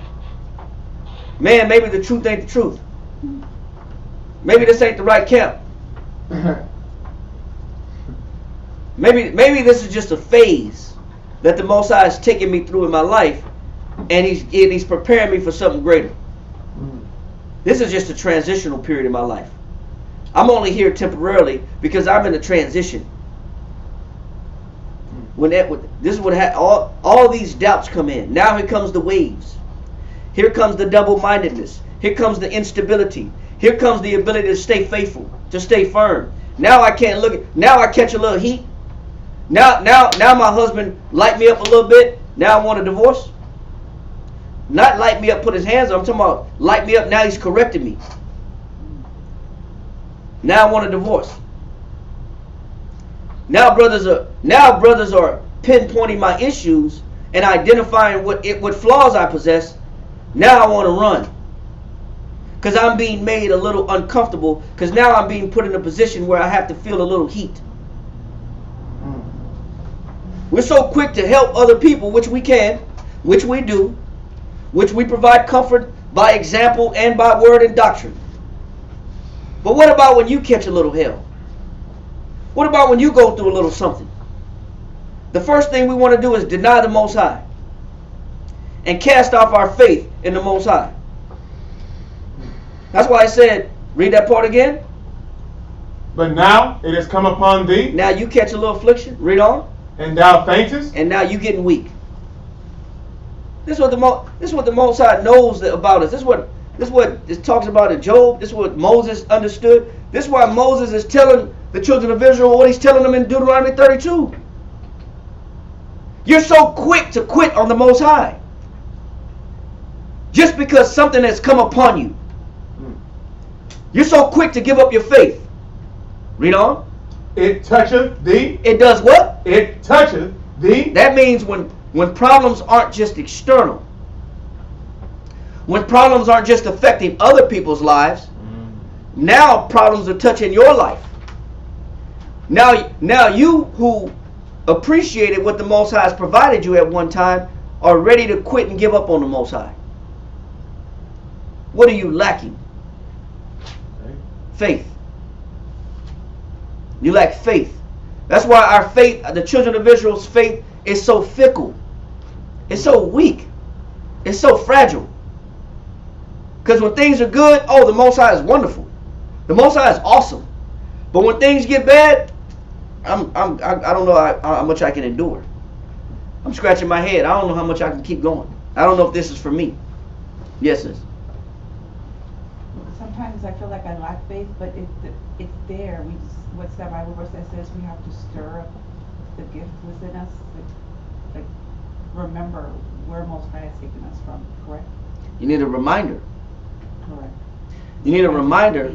You need a reminder. We all need reminders of the Most High's being with other people as a convincing argument to tell ourselves that if the Most High was with Joshua, if the Most High was with Abraham, if the Most High was with Joseph, if the Most High was with Daniel, if the Most High was with Christ, if the Most High was with Peter, then the Most High will be with me also. We need reminders. Reminders are necessary, especially when you're going through something. And this is why Moses is telling the children of Israel in Deuteronomy 32, you need a reminder. You need to go back and look at how all the faithful men have depended and have given their mind and their thoughts to the Most High and cleaved to the Most High in the worst troubles. And the Most High delivered them. That's why I say, but when troubles come upon thee and toucheth thee, read on. And thou art troubled. And thou art troubled. Go ahead. Is not this thy fear? I thought that you were prepared for this. Because you was a teacher. I thought you prepared yourself and knew that. That's why Job had to tell his wife, thou speakest as one of the foolish women. Shall we receive the good of the Most High and not the evil? He says, not this thy what? Fear. Go ahead. Thy confidence. I thought you were confident in the Most High. I thought you feared the Most High. That's what you would think. You would think people fear the Most High until they catch a little hell. You would think people fear the Most High until their lives are a little uncomfortable. You would think people were loyal until they feel a little heat, a little tribulation. Just a little tribulation for a minute will make a man cast off prosperity. He'll throw the Most High and everything the Most High has shown him in the trash. With just a little bit of being made uncomfortable in life. Now I'm on a journey to find myself. You're on a journey to find yourself. You should have found your faith. Man, the spirit in this new city, the spirit's different. I'm looking for something different. I need inspiration. I need motivation in my life. You had motivation in your life. I thought your fear of the Most High is what kept you strong. I thought the Most High was your confidence. Read on. Thy hope. I thought the Most High was your what? Hope. Yes. We're quick to give up faith in the Most High. We're quick to give up the fear of the Lord. We're quick to cast off hope in the Most High. We're quick to give up our confidence. Hebrews 10:35 says what? Somebody read that. Hebrews chapter 10, verse 35. Hold Job chapter 4. Cast not away, therefore, your confidence. He says, cast not away, therefore, your what? Your confidence. Your confidence is supposed to be in who? The Most High. The Most High. Just because you catch a little hell in your life doesn't mean the Most High doesn't exist. Whether you go through divorce, whether you lose loved ones, lose family members, whether you lose jobs, whether you have car wrecks, your health declines, any bad news that you get that hits home doesn't mean the Most High is not real anymore. It doesn't mean the Most High doesn't exist. But somehow we equate tribulation to as the Most High not loving me, not caring about me.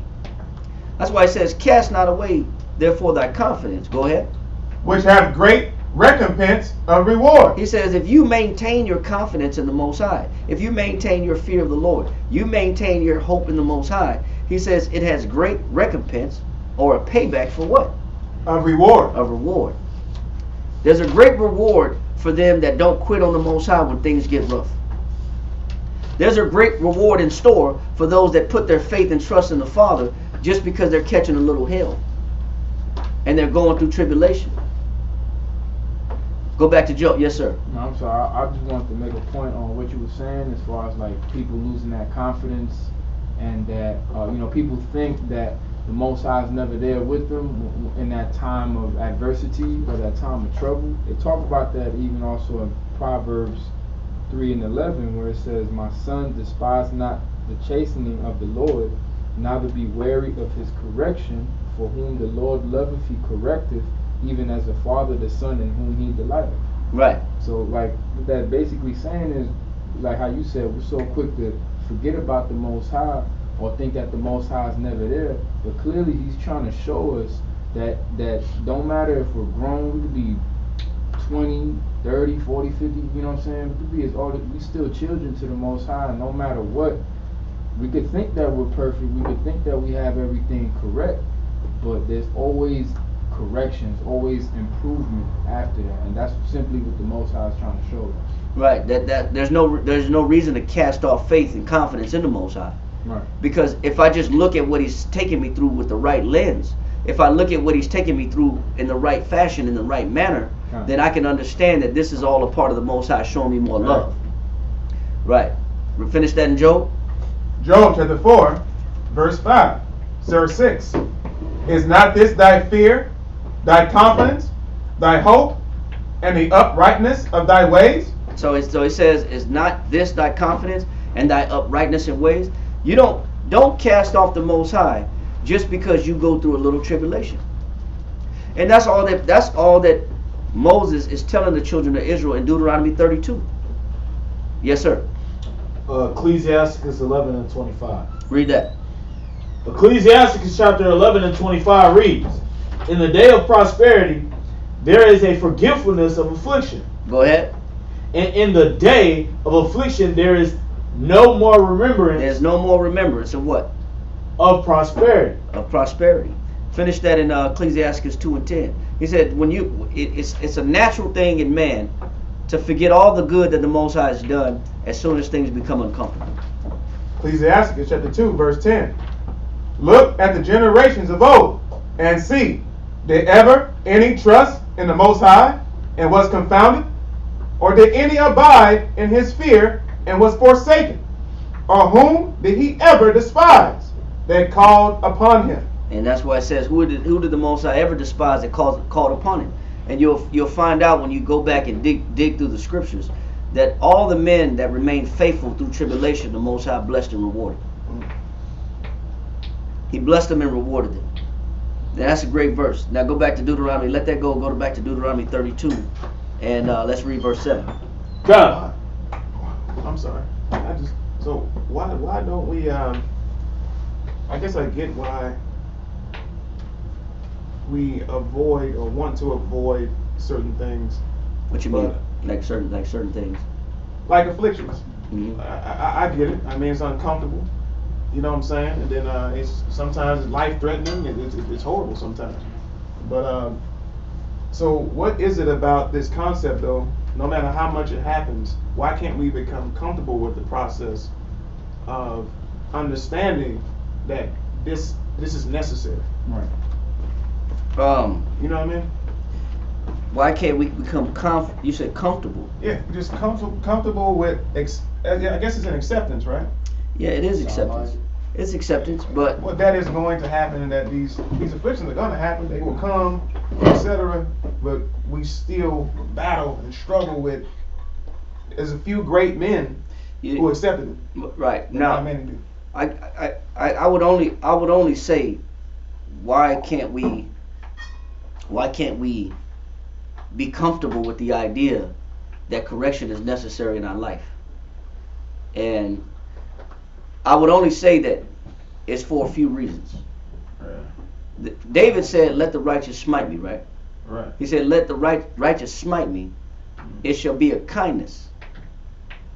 David was able to see that the Most High's correction was him showing him kindness. He said, it shall be an excellent oil that shall not break my head. Right? He's saying that although it will be uncomfortable, it's not to destroy me. Right? I can recognize the correction of the Most High as being a tool to make me better. Mm-hmm. I can see it that way. Mm-hmm. Right? That's one way I can look at it. Right. And based on your question, how come we can't see that the Most High, his correction, is actually a good thing and beneficial to us? Would be Hebrews chapter 12, verse 5. Read that. Right. Hebrews chapter 12, verse 5. Right. And ye have forgotten the exhortation which speaketh unto you as unto children. He says, and ye have forgotten the what? The exhortation which speaketh unto you as unto children. We forget how the Most High speaks to us. Right. We don't recognize how the Most High deals with his children. Right. And that's why as men, we don't seem to attribute correction as being a good thing. Because we don't see how the Most High deals. We don't recognize how the Most High loves. Is it? And that's why he said in Deuteronomy, he says, do you requite? When we read in Deuteronomy chapter 32, verse 6, he says, do ye thus requite the Lord, O foolish people and unwise? He says, do you not recognize, or can you not respond correctly? That's why he asked that question in Deuteronomy chapter 32, verse 6. Can you not respond correctly when the Most High is actually showing you love? Right. That's why Moses called the children of Israel foolish. He said, you foolish and unwise, because you can't recognize and how to respond correctly to when the Most High is trying to make you better. So read Hebrews 12 and 5 again. Hebrews 12 and 5. Have ye forgotten the exhortation which speaketh unto you as unto children? And that's why it says that, damn, you need a reminder.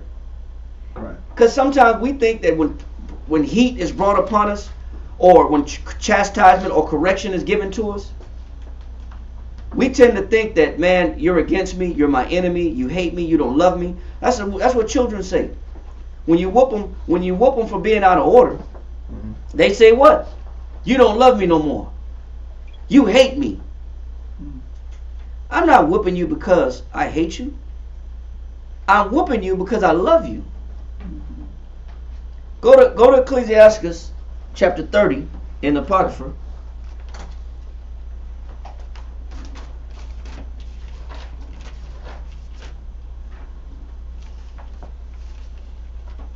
And start at verse 1. Ecclesiasticus chapter 30, verse 1. He that loveth his son. It says, if you love your son. This is straight out the Bible. If you love your son. If you love your son. Read. Causeth him oft to feel the rod. What does that mean? Often, frequent. Break it down. Often means, of course, it's going to be with wisdom, but often just means as necessary as it needs to be. As necessary as it needs to be. As often as required. Often as required. I like that. Based upon the severity of the action. It's suitable for the offense. Yep, there it is. Suitable for, that was the words, right. Suitable for the offense. Got it. Right. He says, as wild as your child may be, as needs be, right. As necessary, then you need, if you love them, you'll get on them. Right. He said, he that loveth the son, read on. He that loveth his son causeth him oft to feel the rod. Read on. That he might have joy of him in the end. That he may have joy of him in the end. Meaning you only have a certain amount of time to instill discipline and fear and the correct way of doing things into a child's mind. Right. You're limited in how much time you got.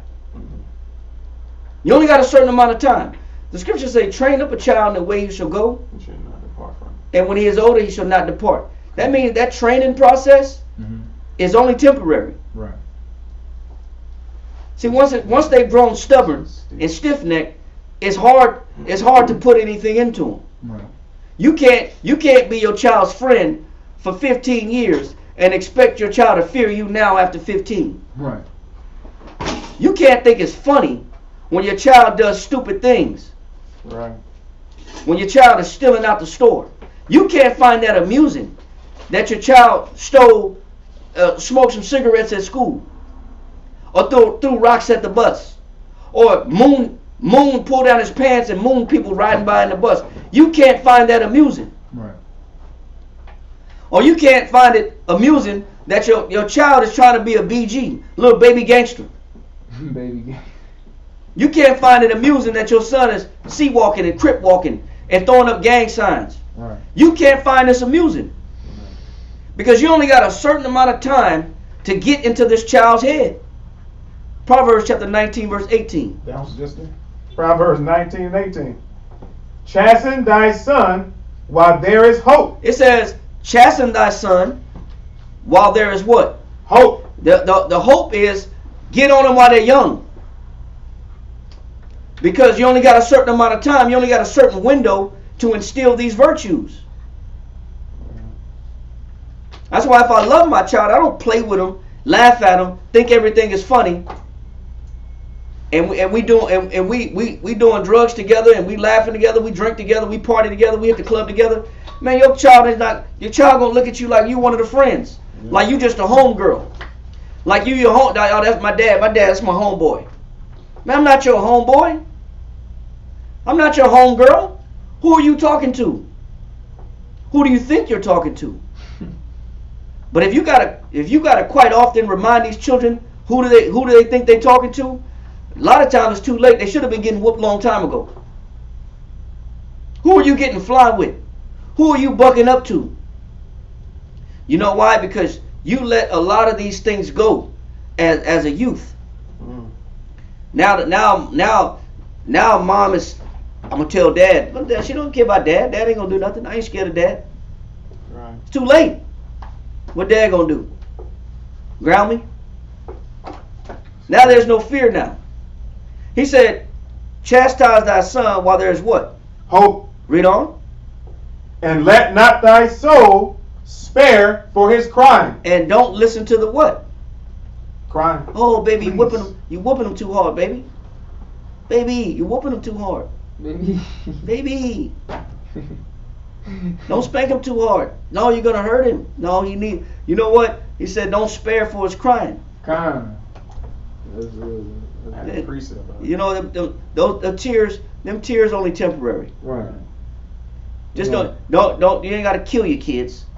Just spank them. That spanking is a necessary tool for correction. Right. And for parents that don't believe in spanking, then good luck when your child is talking to you crazy.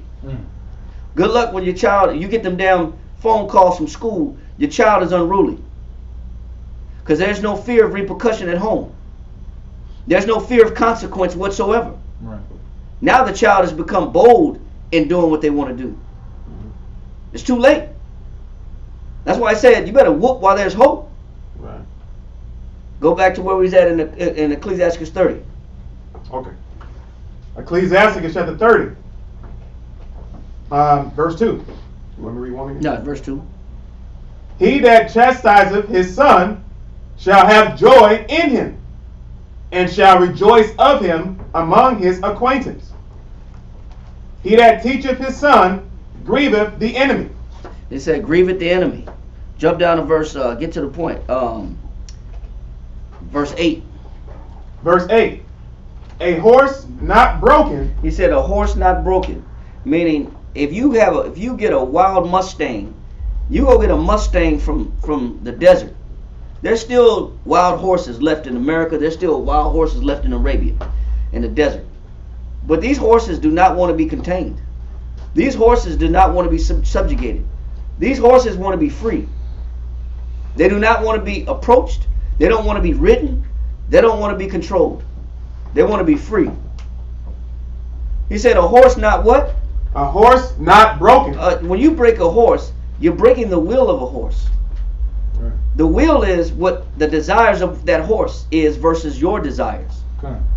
He says, so if a horse unbroken, read on. Becometh headstrong. What happens to a child that's not broken? If you don't break the will of a child at an early age while you have opportunity, he's telling you what's going to become of that child. That child is going to be what? Headstrong. That child's going to be hard-headed. That child is going to be stubborn. That child is going to be willful. That child, it's only a matter of time before that child will start doing only what they want to do. And they will not listen to anybody else. They will not listen to any reason. You can't reason or ration or come to a terms with a child that's headstrong. They're only going to see things their way. Now they're operating as a grown, by 15 years old, man, that child has already formed his own opinion. That little boy has already become a man and his own thoughts. Sometimes sooner than that. Now you're going to try to adjust a child at 15, 16, 17. You think you're going to adjust a young lady by that time? It's hard. You think you're going to make some changes? Oh, maybe I've done. You can't turn the clock of time back. You can't go back in time. You should have did it while you had opportunity. Then you'll be full of regret and shame. Then you ain't never whooped this. Now they're embarrassing you in public. Now you got other people like, man, you need your ass whooped. You got neighbors telling you, man, you need your ass whooped. Your parents didn't whoop you? Y'all let this boy get away with this? Right. Y'all let this girl come and go in the house and you let this girl wear those clothes? Because your mama with that mouth.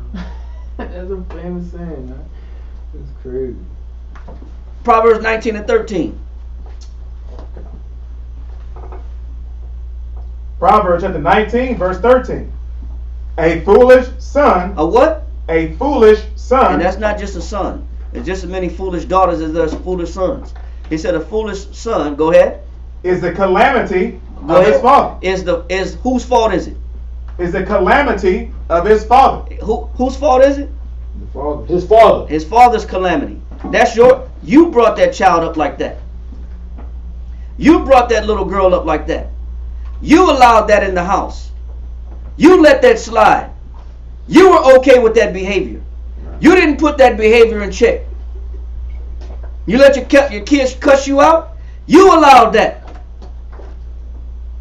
You know what I'm saying? Older generations didn't do that. I know I told my father, I told my grandfather. I told my grandfather no one time. And one time only in my life. And I never told him no again after that. I told him no one time. And that's all it took. That's all it ever took. He went ballistic. He went insane. I never seen him like this. He was stuttering so hard he couldn't even talk.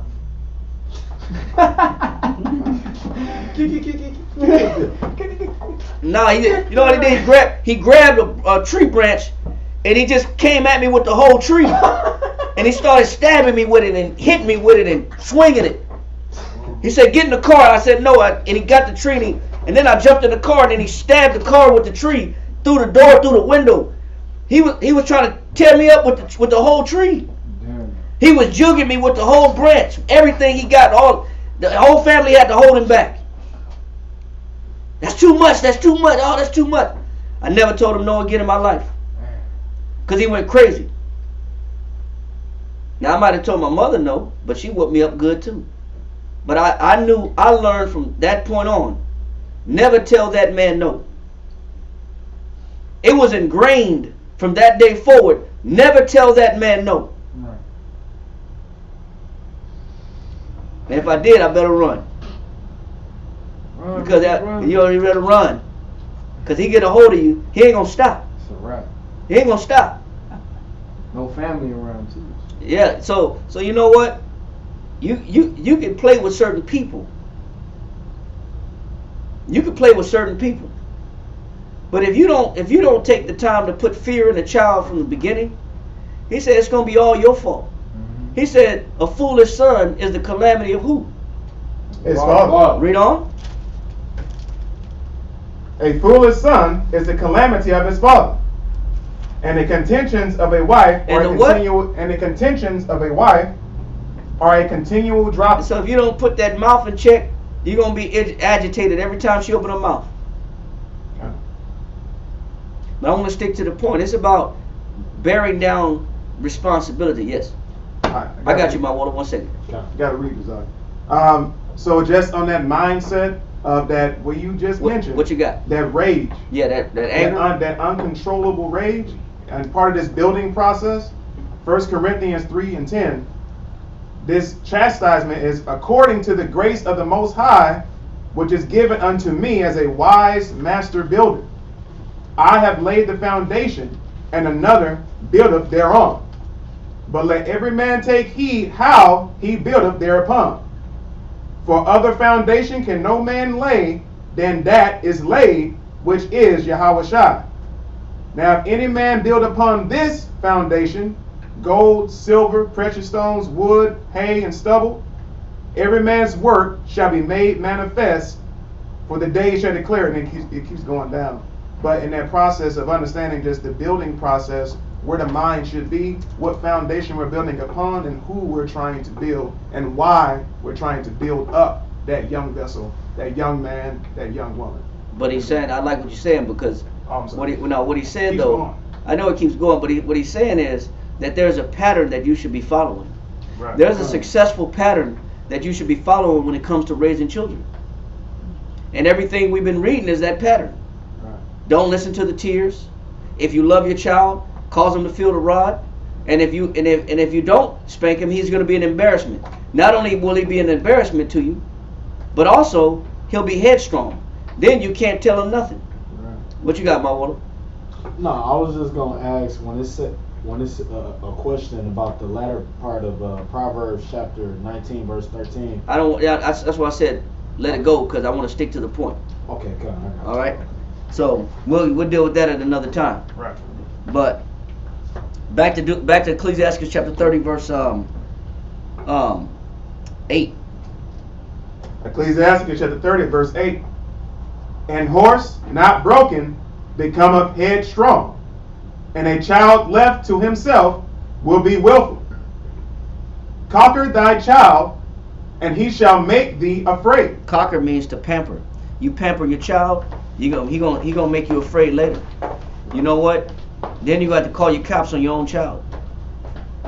Play with your son if you want to. Then you'll be calling the cops on your own child because your child put his hands on you. Because there was no fear. Now the child is beating everybody up in the house. That little boy got strong. That little boy got man strength. Now he punching you upside the head. Now he take the belt from you and whoop you. He said you can play with a child if you want to, but he's going to embarrass you later. Read on. Conquer thy child, and he shall make thee afraid. Read. Play with him, If you play with your child too much, read on. and he will bring thee to heaviness. Because he won't take you serious. He won't know when you're playing with him and when you're being serious with him. Right. You'll skew those lines. Now he'll think you're playing with him and you're not. He won't know the difference because you played with him too much. Right. Read on. Laugh not with him, lest thou have sorrow with him, and lest thou gnash thy teeth in the end. Read on. Give him no liberty in his youth, and wink not at his follies. Read on. Bow down his neck while he is young. Bow down his neck while he is what? Young. Whoop that tail. Put him in order while he's what? Subjection. Right? While he's young. You only have a certain amount of time to put the right mentality in people. Okay. Read on. And beat him on the sides while he is a child, Go ahead. lest he wax stubborn. The Bible is telling you, if you don't whoop your children for making errors and mistakes while they're young, he says they're going to grow or wax what? Stubborn. Stubborn. You're not going to ever tell them nothing. Read. And be disobedient unto thee, Go ahead. and so bring sorrow to thine heart. Read on. Chastise thy son, and hold him to labor. Keep him busy. Make him go to work. Make him do chores. Make him clean the house. Make him put his bed together. Clean his room up. Don't be content with a nasty house and a nasty room. Put them kids to work. Esau do it. Esau put your kids to work in a heartbeat. Perfect. Read on. Better is the poor. Now that's it. Okay. It says, chastise thy son, hold him to labor, lest his lewd behavior be an offense unto thee. I'm sorry. Right. Lest his lewd behavior be so it's eventually, if you don't correct him, that behavior gets lewd, out of order. So what's necessary for us is chastisement. And a lot of times we don't look at chastisement the right way. You could tell who's been chastised and corrected from their youth, because they automatically carry a certain level of respect for people. They're conscious about what they say and do. And you could tell who didn't have fathers or parents or mothers or grandparents. You could tell by their behavior who had a stable person keeping them in order. Yeah. So a lot of times, as brothers in the truth, and we encounter men that have never been put in order. We encounter women that have never been put in order, that are unruly in their thought process, who got away with everything. Mm-hmm. And then they come into this realm and they get shocked when they get put in certain perspectives. When they get put in order, or they get chastised and corrected. They get shocked, but they can't handle it. Oh, I can't handle how you're talking to me. Well, if you had a father in the flesh, then this is nothing. Then this would be acceptable to you. Or if you had a mother in the flesh, then you would understand this is how a mother loves on their children. I don't like that sister because I don't like the way she talked to me. Because you can't interpret correction. I don't like that, brother, because I don't like how you talk to me. Because you can't interpret correction. Because you never had it, or you didn't get enough of it. Because if you knew what was good for you, then you would embrace correction. You would embrace it. And this is Israel to the T. We catch a little hell from the Most High, or from the situations around us, and we're quick to cast off the Most High, and now not be able to look at what I'm going through as a necessary element in my life. And that's why Moses has to come back and remind the children of Israel, listen, don't catch a little hell and you get weak. Go back to where it was at in Deuteronomy chapter 32. God. Deuteronomy chapter 32 and verse 7 read. Now, yeah, wrap up verse 7. Go ahead. Remember the days of old. Consider the years of many generations. Ask thy father, and he will show thee. He said you're supposed to be able to ask your father, and he'll tell you that what you're going through is only temporary. Don't let go of your confidence. Don't let go of your hope in the Most High. Don't quit on the Most High because you catch a little adversity or you go through tribulation. Read on. Thy elders, Go ahead. they will tell thee. And you're supposed to get confidence from your elders who have been through things. Finish that in Ecclesiastes chapter 2, verse 10. We read it, but we didn't finish it. Read on down in Ecclesiastes chapter 2, verse 10. Ecclesiasticus chapter 2, verse 10. You want 10 over from the top? Yeah, 10 through 12. Ecclesiasticus chapter 2, verse 10. Look at the generations of old, and see, did ever any trust in the Most High, and was confounded? Or did any abide in his fear, and was forsaken? Or whom did he ever despise that called upon him? Read. For the Most High is full of compassion. And this is why Moses has to tell the people that they need a reminder, because regardless of what we see in our eyes that are uncomfortable that we're going through, we tend to forget that the Most High is full of compassion. We always need reminders, constant reminders that the Most High is full of compassion. Read on. For the Most High is full of compassion and mercy. And what else? And mercy. Read on. Long suffering. And the Most High is long suffering. Read on. And very pitiful. And the Most High will have pity on my situation. Read on. And forgiveth sins. And saveth in time of affliction. And so we don't need to cast off our hope and faith and confidence in the Most High, because the Most High, after we remain faithful in our faith, in our belief in the Most High, that's when the Most High comes back with the long suffering. That's when the Most High comes back with the mercy. That's when the Most High comes back with the pity. That's when the Most High comes back with the affection. It's after we endure the afflictions with the right mentality. After we endure the things that's in our life that are uncomfortable, then the Most High bestows all these beautiful things to it. This kindness, this favor, this generosity, this mercy. There's no need to quit. There's no need to cast off faith. Read on. Woe unto him. I'm sorry. Woe be to the fearful heart. But the ones that quit, that said, man, this is too much. I can't follow the commandments. I can't be in order, man. I can't be in a camp. It's too much control. Can't follow what people are telling me. I need freedom. I need liberty. I need to seek after my own comforts. I need to find myself. I don't read the Bible no more. I put the Bible down. The Bible is unnecessary for me. There's other answers. There's alternatives. Please. You're just weak. You just got weak faith. He said destruction to who? To fearful hearts. Read. And faint hands. Read on. And the sinner that goeth two ways. And the sinner that's double-minded. Now, sometimes you believe in the Most High, but as soon as you catch hell, you don't believe in the Most High no more. That's the sinner that goes two ways. Your love for the Most High is conditional based upon what you're dealing with in your life. Very fickle. Our love is very flaky. That's why the Most High said, that's why he says, you know that you've turned from life unto death. He says, through unfeigned love of the brethren. Get that verse.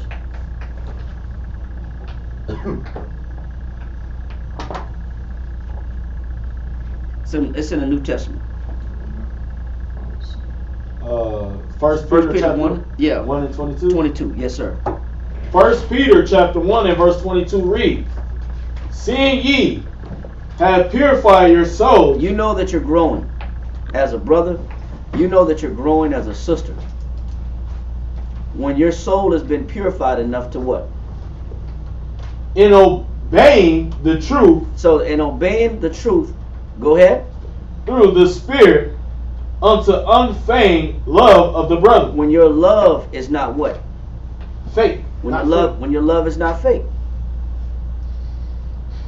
This is how you know you're growing. When your love is not fake. When your love is not conditional. That means that when things are bad, I still remain faithful to the Most High in Christ. When things are bad and I'm having altercation with my husband, I still know how to come back and show him love. When I have an argument with my people, I let those arguments go for the sake of the unity. And we have differences. Or if I've been offended by somebody, I still can come back and show them love. It doesn't change me because of the situations and the altercations that I go through with people. It doesn't change me. The Most High is still the Most High, whether I lose family members or not, whether I go through a divorce or not, whether my financial situations aren't the best. The Most High is still the Most High. These are still the Most High people, even if they get under my skin. I'm still supposed to come back with love and mercy to them. And I'm never supposed to sell out the Most High for anything. There's no alternative power. This is how you know you're growing. When your love can be committed no matter what you go through. It says through unfeigned love of what? Unfeigned love of the brother. Go ahead. See that ye love one another with a pure heart. With a what? Pure heart. When I don't let nothing contaminate my heart. When I don't blame the Most High for what I go through or what I lose. When I don't blame the men around me for correcting me, being against me. He said when you know how to love, and you know how to love with a pure mind, that's how you know you're growing. Then when your love is not conditional, when you're not the sinner that goeth two ways, when you're not a double-minded person, when you're faithful in your belief in the Most High, and you stick with the Most High no matter what you go through. Moses is trying to tell the children of Israel to be sincere in their love towards the Most High. He's telling them as a reminder, don't sell out your faith. Let that go and go back to Deuteronomy 32. Read verse 8. Come. Deuteronomy chapter 32 and verse 8 reads, when the Most High divided the nations their inheritance, when he separated the sons of Adam, he set the bounds of the people according to the number of the children of Israel. He's telling Israel how much the Most High loves you. The Most High has to remind Israel, don't you know when the Most High created the earth and divided people on the earth, he had you in mind first? Don't you know that you were first in the division of the lands? A nation's inheritance is their land. That belongs to you. That's your property. That's what you pass down to your children. It's your land. He said, don't you know that the Most High had you first in mind over everybody? He's telling Israel how much the Most High loves you. And we know that from 2nd Ezra chapter 6, read verse 54.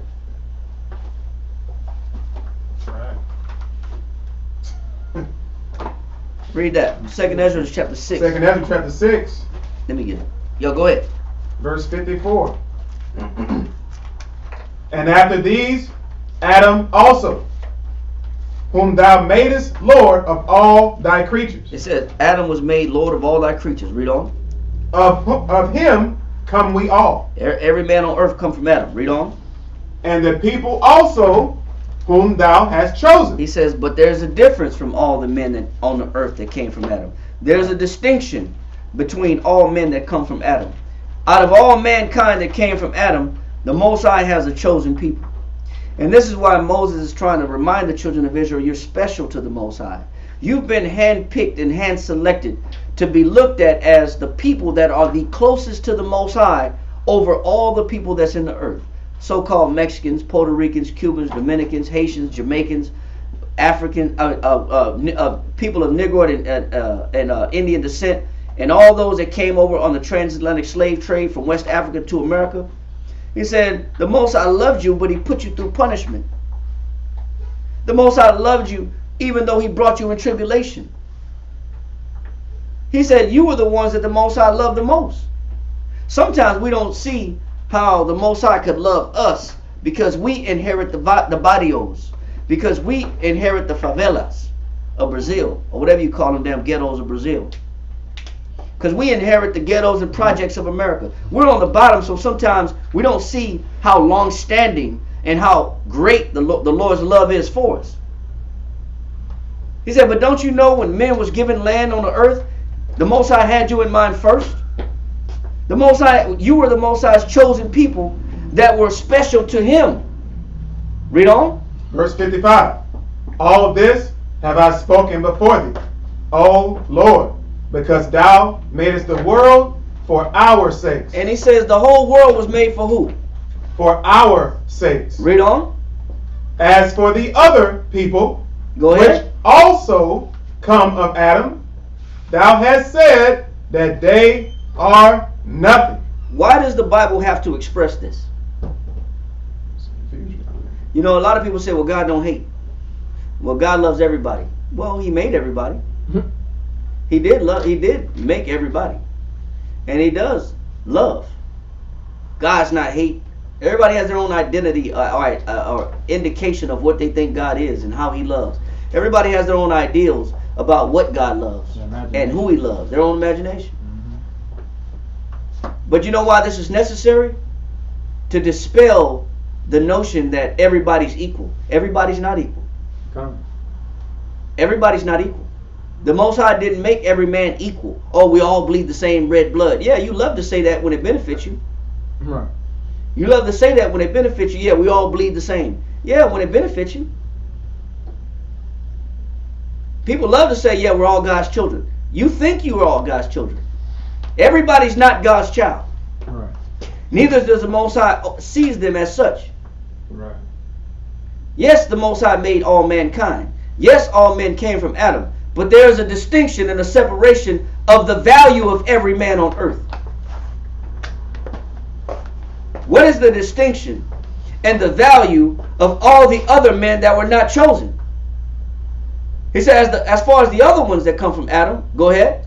Thou hast said that they are nothing. How does the Most High look at all the other nations? They are nothing. The Bible is telling you, prophets of the Bible are telling you, that the Most High doesn't look at everybody the same. Okay. He holds some men, some peoples, the children of Israel, in a higher regard than other people. A higher estimated value than other people. He holds them to a higher standard than other people. Read on.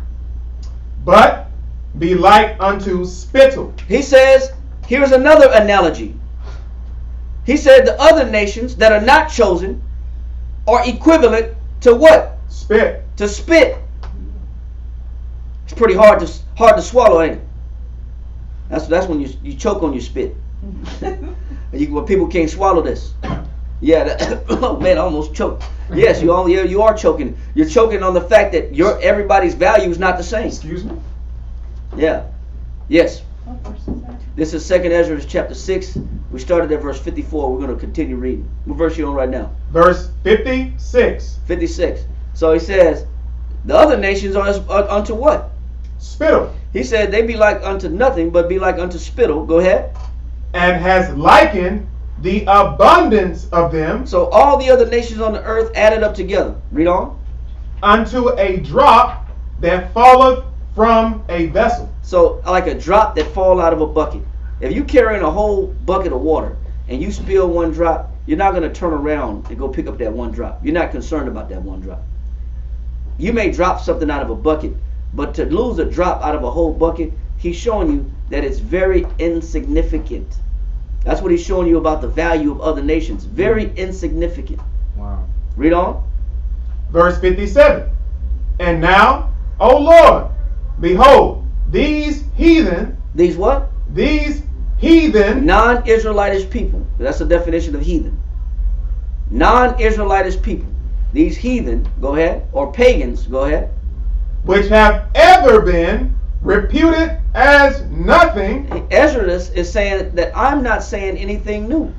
He said it's always been known that these nations, they've always had a reputation with the Most High as having no value or being insignificant. Ezra is saying, I'm not telling you anything new. It's already been validated by other prophets how the Most High feels about these other nations. Okay. Go to Isaiah chapter 40, verse 17. Read that. We're going to come right back to Ezra. Isaiah chapter 40. Oh, you got it? Isaiah chapter 40, verse 17. All nations before him are as nothing. So, and who was he talking to? Who was Isaiah talking to? Who was his audience when he was saying that all the other nations before the Most High are nothing in his eyes? They're insignificant. Start at verse 1. Verse 1. Comfort ye my people, Read on. saith your God. Go ahead. Speak ye comfortably to Jerusalem. To who? To Jerusalem. Read on. And cry unto her that her warfare is accomplished. The Most High said, listen, now this message is delivered to Jerusalem, the children of Israel. These are the comfortable words that the Most High wants us to hear, is that he's not angry with us anymore. He only used the other nations as a spiritual belt or a physical belt to put us in check when we got out of order with him. They were only a necessary tool to keep us in check when we got out of line with the Heavenly Father. That's all the nations were left on earth to do, was to put us in check just in case we got out of order with the Most High. And that's exactly what the last 400 years of slavery has been. It's been a whipping post for the children of Israel because we were disconnected from the Heavenly Father. That's all it's been. These are the comfortable, beautiful, peaceful words that the Most High has for us to hear. I want the children of Israel to know, my people to know, that all the rest of the nations are as what? In verse 17. 57? Oh, I'm sorry, 17. Apologies. All nations before him are as nothing. Read on. And they are counted to him less than nothing. We know what nothing is, zero. When you add, what's less than zero? Negative energy. You're the negative. Negative value. You're minus value. Insufficient. Insufficient value. Insufficient funds, bro. You cannot satisfy the Most High. You cannot serve the Most High. You cannot please the Most High. Read on. And vanity. And they're what? Vanity. Vanity. Useless. God. This how the Most High feel about all the other nations besides the children of Israel. Worthless. Pretty hard to swallow. But these are facts. These are facts that cannot be disputed. This is why if you're a child of Israel, you should be even that much more appreciative of the Most High and what he's done for you. What he's taken you through. Just because you've been made uncomfortable doesn't mean he doesn't love you. And this is the Most High's words to the children of Israel after he's carried them out of the 40 years of the wilderness. Before they inherit the promised land. Yes, it's been a long, drawn-out process of walking through the wilderness for 40 years. But it doesn't mean the Most High has abandoned you. Yes, the last 400 years in America has been full of tribulation and turmoil. Doesn't mean the Most High has abandoned you.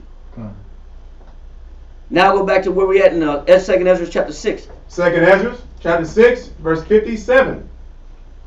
And now, O Lord, behold, these heathen. These what? These heathen. These non-Israelite people. Go ahead. Which have ever been reputed as nothing. They've always had a reputation as being nothing. We read that in Isaiah. So that's not, he's not saying anything new. Right. That's been their reputation in the Old Testament. Read on. Have begun to be lords over us. Now they're in charge.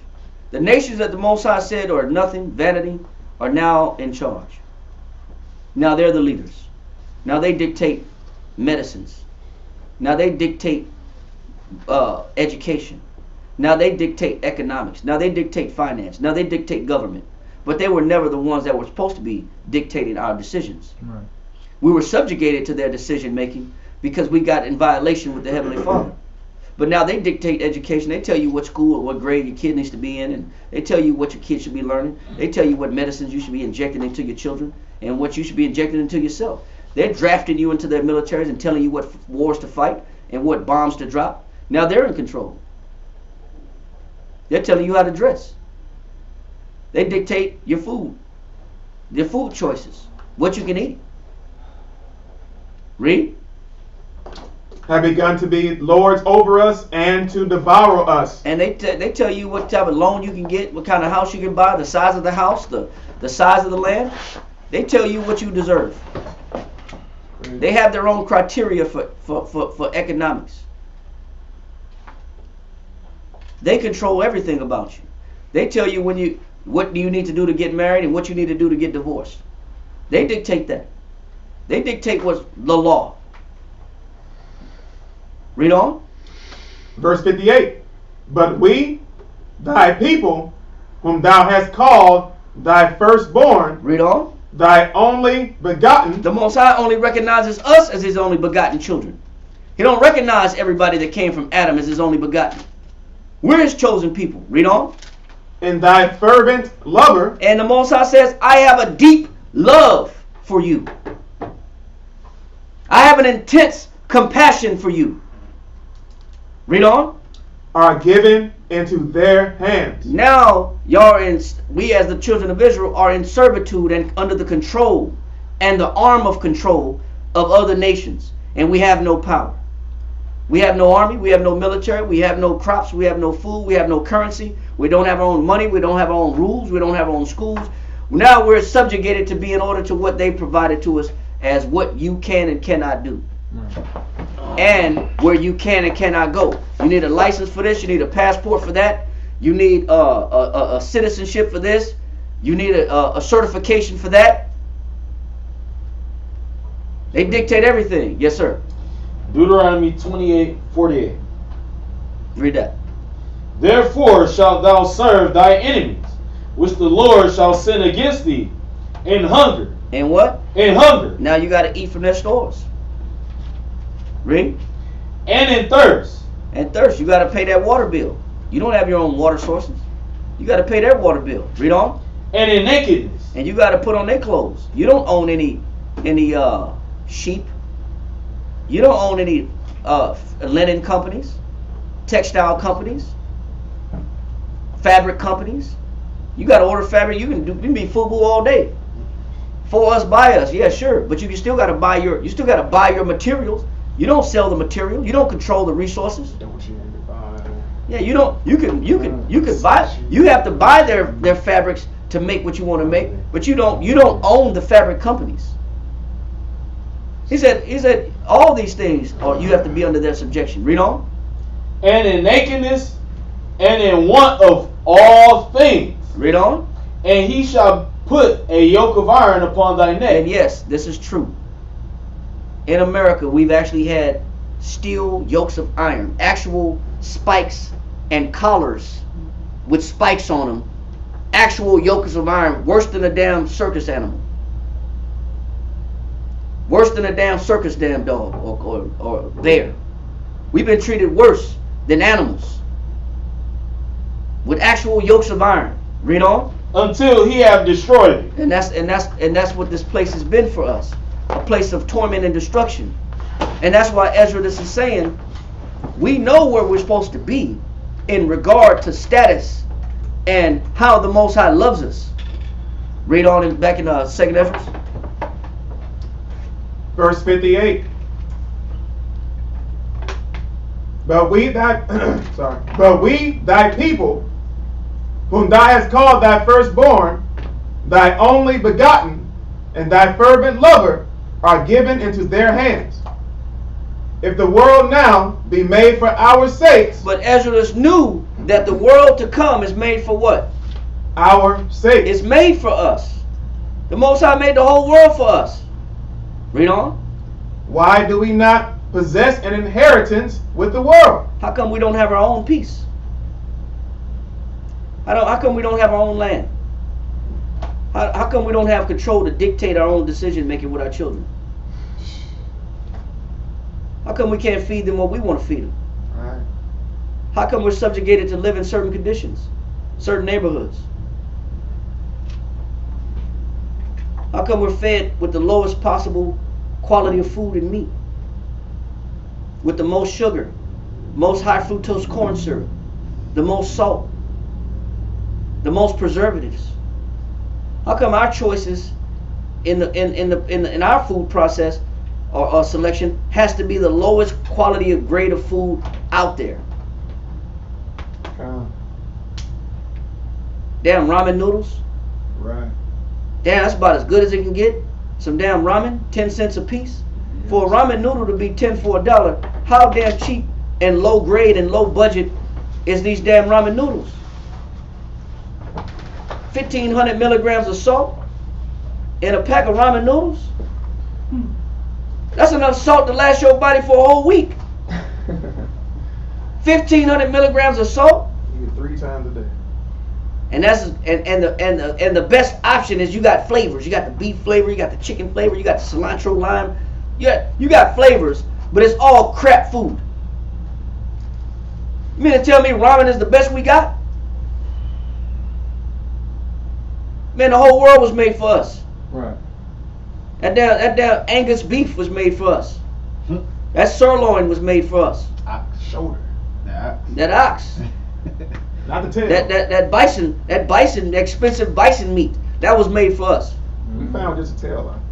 Yeah, we get the tail, bro. We just want the tail. It's crazy. You know what I'm saying? Just give me an ox tail. Just the tail of the, that's good eating. We made that good eating, but the whole ox is ours. But we left with hamburger meat, cause we got hamburger meat. Bro, word. You got ground chuck. That's about as good as you get. You got ground chuck. All kinds of shit. You got potted meat, salami, canned meat. Canned meat. Can of sausage. A lot of us grew up on some damn canned meat. Canned meat. Spam. Yeah. Sausage, bro. Sardines and canned meat. Think about that. Canned meat. Kool-Aid. Man, we got the worst of things. He said, man, you know what? I loved you better than that. You're supposed to be getting the sirloin. You're supposed to be eating the porterloin. You're supposed to be eating the New York strip. T-bone. Porterhouse. You're supposed to have the porterhouse. Let me get the porterhouse. T-bone. Yeah, the T-bone. What's it called? Roof Chris, you know? You're supposed to be getting the ribs, the ribs that got all the meat in between. He still preserved us. Beef. They didn't know how we survive all that. Only by the mercy of the Most We High. survived all that, man. Pig feet in a jar Out the jar. Just, with some damn preservatives and iodine and vinegar. It's pig's feet. That's worse. Pig feet, That's pig all you gotta knuckles. say. The worst of damn food. Gosh. The bottom of the pig, the feet. Alligator, Chitlins frog, and crawfish, Snake. crab. That's why I said we got the worst of the worst. Now, yeah, I brought this out in class one time that shrimp and lobster was because it was such a bottom feeding creature that it was initially fed to prisoners in prison because it was a cheap, sustainable food that they could feed prisoners that don't cost a lot. Because basically, those are just water roaches. Shrimp ain't nothing but water cockroaches. Oh my gosh, man, those stuff. Those are not the finest of the quality of fish that come out the ocean. But that's what they say. Where's it, Papados? crawfish. I gotta go to Papados. I gotta go to Papados. Squid, clams, mussels, True. oysters. These are scavenger creatures. And you making scavengers a delicacy. Yeah. But when you go to their restaurant, they got drum. They got red. They got salmon. Drum. They got pike. They got fish you ain't never seen before. I ain't know that. That's $40 a pound. He said all this was ours. That's crazy. But you got tuna fish. And you got tuna fish and sardines, and you mixing up some mayonnaise and mustard with some relish, and you spreading it over a cracker. Yep. And that's about like a damn hors d'oeuvre, and that's about as good as it gets. That's the best quality you got? Some tuna out of a can? That ain't even tuna nowadays? Or salmon patty. It's Salmon croquet. It's- There's salmon croquet. My grandma used to- Croquetas. Yeah, you gotta do the My grandma mustache. Yeah, that's French. That's salmon croquet. But it's stuffed shrimp though, so it must be good. It's worse. It's stuffed shrimp. My grandma to this day still make salmon patties. Yeah, the salmon patties, man, with some cornmeal, And fry 'em. fried up. Yeah. Yeah. Man, please. I remember that. You're supposed to be eating the whole damn salmon. You get the remnants. You know what I'm saying? You're supposed to be eating the best fillet of the salmon. The salmon fillet that's this thick, that's this round, full of protein. Chicken. That's he's showing you. He said, if the world was made for us, how come we don't possess an inheritance therewith? What Ezra is complaining about is he knows better. He knows how much the Most High loves us. He knows that the Most High cares for us. But he also understands why the Most High is disconnected from us and hid his face from us. And that's what Moses is trying to reiterate in Deuteronomy 32. Go back to Deuteronomy chapter 32, Okay. verse 8. Deuteronomy chapter 32, verse 8 reads, when the Most High divided the nations their inheritance, when he separated the sons of Adam, he set the bounds of the people according to the number of the children of Israel. Read on. For the Lord's portion, Because out of all the people that's on the earth, the Lord has a specific portion that belongs to him. The Lord has a slice of people that belong only to him. He says the Lord's portion is who? is his people. Go ahead. Jacob is the lot of his inheritance. Jacob representing who? The children of Israel. Okay. Read on. Is the lot of his inheritance. These are the people that belong to him and he cares about more than anybody else on earth. Besides giving all the amenities of life and the benefits of life and land and food and health and well-being and love to the children of Israel, he also gave them a law that was above all the other nations. A style of living, a standard of living, a quality of life. Yes, sir. Is the Most High saying that when it say Jacob is the lot of his inheritance, is that saying that his kids is his inheritance? Yes, correct? Okay. yes. Talking about Jacob, whose name was turned to Israel. His descendants are the lot of his inheritance. Okay. So he's showing you who the Most High has. He's emphasizing who the Most High cares about more than anybody else. He cares about the children of Israel more than anybody else on earth. Moses has to remind the children of Israel of the love that the Most High has for them, because they're so quick to forget how much the Most High loves them because they go through a little tribulation. He said, man, don't you know the Most High gave you a law that excels the rest of the world? That's why when you go to Psalms 147, read that. Psalms 147 verse 19 and 20. You should be even that much more thankful, knowing that you've been given a truth and a way of life and a quality of life through following and being obedient to these scriptures that excels the lifestyles of other nations. Where the hell you think this damn Wuhan virus came from? If not made in a laboratory, it was said to have come from the meat markets of Wuhan, China, Bats. where there's civet cats being cut on the same chopping block as bats are being cut up and sold on the same chopping block as pythons are being cut up and chopped up on the same chopping block as bear meat, and pangolas, which are anteaters, African damn anteaters. All these animals are being chopped and cut up and bled on the same damn chopping blocks. Animals that the Most High said are against the laws, dietary laws that the Most High gave us.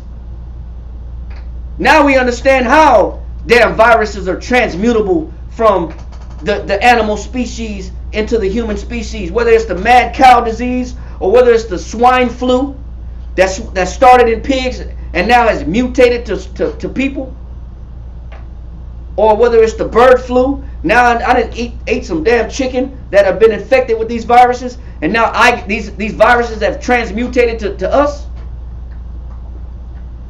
Well, guess what? If people would have lived and abided by the commandments of the Most High, there wouldn't be no damn H1N1 virus. There wouldn't be no damn swine flu. There wouldn't be no damn bird flu. There wouldn't be no damn mad cow disease. There sure wouldn't be no damn coronavirus. But because you want to eat what you want to eat, there's no separation of clean and unclean. Because you want to put in your mouth some damn bat wing soup. That sounds crazy. And you want to eat down tiger feet and snake eggs. And you want to eat shark fin. And you want to eat octopus. Alligator. And you want to eat alligators. And because you want to eat all these things that were said to be unclean in the laws of the Most High, you want to stuff camel meat in your mouth. Wrong. And you wonder why the viruses that these animals inherit have mutated now to humans. You know what I don't understand? Yes. Hold on. She had a question. Hey, hold on, bro. She had a question. Yes. This is referring to physical uncleanliness and spiritual uncleanliness, correct? This is first referring to both. What's right and clean in the eyes of the Most High in a physical sense, but also what keeps you pure. See, you have to keep your vessel, which is your body, pure, both your flesh and your spirit clean. You have a responsibility to keep both parts. You're not just made up of flesh, neither are you just made up of spirit. You have to keep both particular parts of you clean. There's a physical side of you that eats breakfast, lunch, and dinner. And in your choices of breakfast, lunch, and dinner, you have to decide and separate what's good and clean in the eyes of the Most High and what's not clean in the eyes of the Most High. That's necessary to feed your body.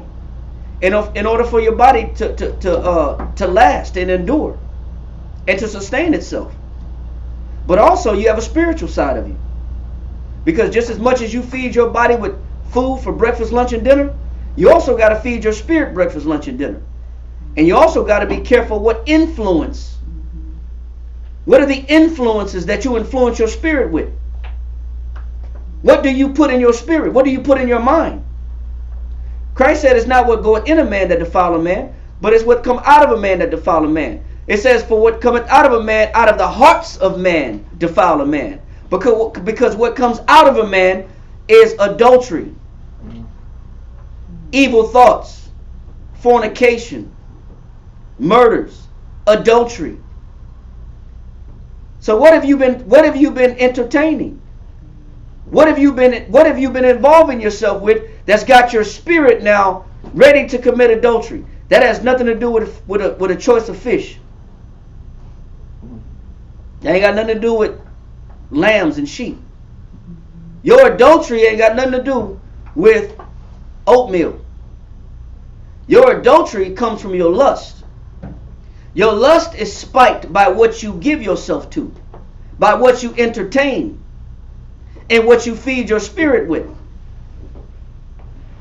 So what he's showing you is the law is magnificent, not just for dietary purposes, but for civil purposes, for ceremonial purposes, for moral purposes.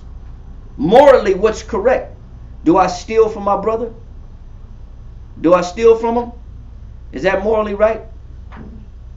See, the Most High gave us different attributes of his law that benefit different elements of our life. How to function in a household, how to function as a community, how to function as a society. That's why he gave us civil laws, moral laws, dietary laws, ceremonial laws. What do you teach your children? You know what? That's why Moses said this in Deuteronomy 31. I see your hand. I got you. I'm going to get you. Deuteronomy chapter 31 real quick. Deuteronomy chapter 31 and verse 11. Come. No, 10. Come. Deuteronomy chapter 31 and verse 10 reads, and Moses commanded them, saying, at the end of every 7 years. See, that's why the Most High had this set up. He said the Most High told Moses, command the children of Israel at the end of every 7 years. Read. In the solemnity of the year solemnity of the year of release. He said in the year that you celebrate the year of release, every 7 years, you celebrate the year of release. You let all debts go. In the Feast of Tabernacles. And you do this at the what? Feast of Tabernacles. How ironic, because what we got coming up next week? Feast of Tabernacles. He says in the year of release, in the Feast of Tabernacles, you do what? When all Israel is come to appear before the Lord thy power in the place which he shall choose. Read on. Thou shalt read this law before all Israel. What do you do every 7 years? Read this law before all Israel. He said, you read this law, every last aspect of these laws, dietary, ceremonial, moral, civil laws, and during this time, the law of sacrifice. What sacrifices the Most High required on a daily basis and also as repentance for necessary for forgiveness of sins. Yes. She had a question. What is the Feast of Tabernacles? Feast of Tabernacles is a high holy day that the Most High instituted as a reminder of the time that the children of Israel lived in the wilderness, wandered in the wilderness for 40 years, leaving Egypt. Moses led the children of Israel through the Red Sea, and the water collapsed on the Egyptian army while they were in pursuit of Moses and the children of Israel. And after they escaped the destruction of their enemies, from their enemies, they wandered in the wilderness for 40 years being led by Moses, being fed by the Most High. The times that we lived in booths, the times that we lived as strangers in the land, wandering in that land, we lived in tents. We didn't have permanent dwelling places. We didn't have stable homes made out of stone or wood. We lived in tents for 40 years. So the Bible says in Judges chapter 5 verse 11 that we rehearse the righteous acts. So the rehearsal is us coming to perform and relive those events that happened to us 3,000 years ago, 4,000 years ago. So we live in tents for 7 days. 7 days we stay in a tent as a reminder of what life was like when we actually lived in tents for 40 years coming out of the wilderness, waiting on the Most High to bring us into a promised land. So just like now, coming out of slavery in America, we're still waiting on the Most High to bring us a promised land. So in the meantime, as a reminder, we celebrate the Feast of Tabernacles in preparation of us inheriting a promised land. Just to sum it up. So he said, you read this law every 7 years. The whole law is read to the children of Israel. Read on. Thou shalt read this law before all Israel in their hearing. Gather the people together, men and women and children. He says you bring everybody in. He said you bring the men in, you bring the women in, and you bring the children in to learn this law. Read. And thy stranger that is within thy gate. And if a stranger chooses to live according to the law, he says you bring them into thy gates. But they got to be obedient unto this law as well. Read. That they may hear, and that they may learn, and fear the Lord your power. It says that they may hear, that they may learn, and that they ultimately fear the Lord. The purpose of getting our children involved is because they need to hear the law, they need to learn the law, and they need to fear the Most High like we fear the Most High. Read on. And observe to do all the words of this law. Read on.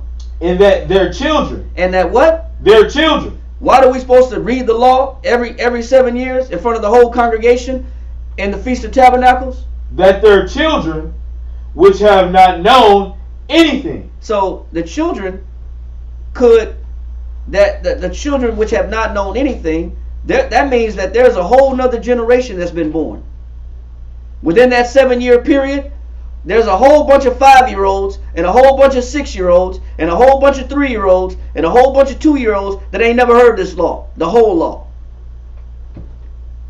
So the Most High got it set up in place that every 7 years, that every new generation that coming, read, may hear and learn to the fear the Lord your power, as long as ye live in the land whither ye go over Jordan to possess it. So he said this must be kept forever. Because you know what? That means that every man, woman, and child has to be cognizant and has to have the notion or knowledgeable on what pleases the Most High and what doesn't please the Most High, on what separates cleanness from uncleanness, and from what separates morality to immorality. What separates? So there's this distinction between sin and what's clean. We're supposed to be the ones putting the difference between them. That's why it's so necessary that we teach our children and pass down this law to our children. And that law was given to us. Psalms 147, 19 and 20. Psalms 147, verse 19.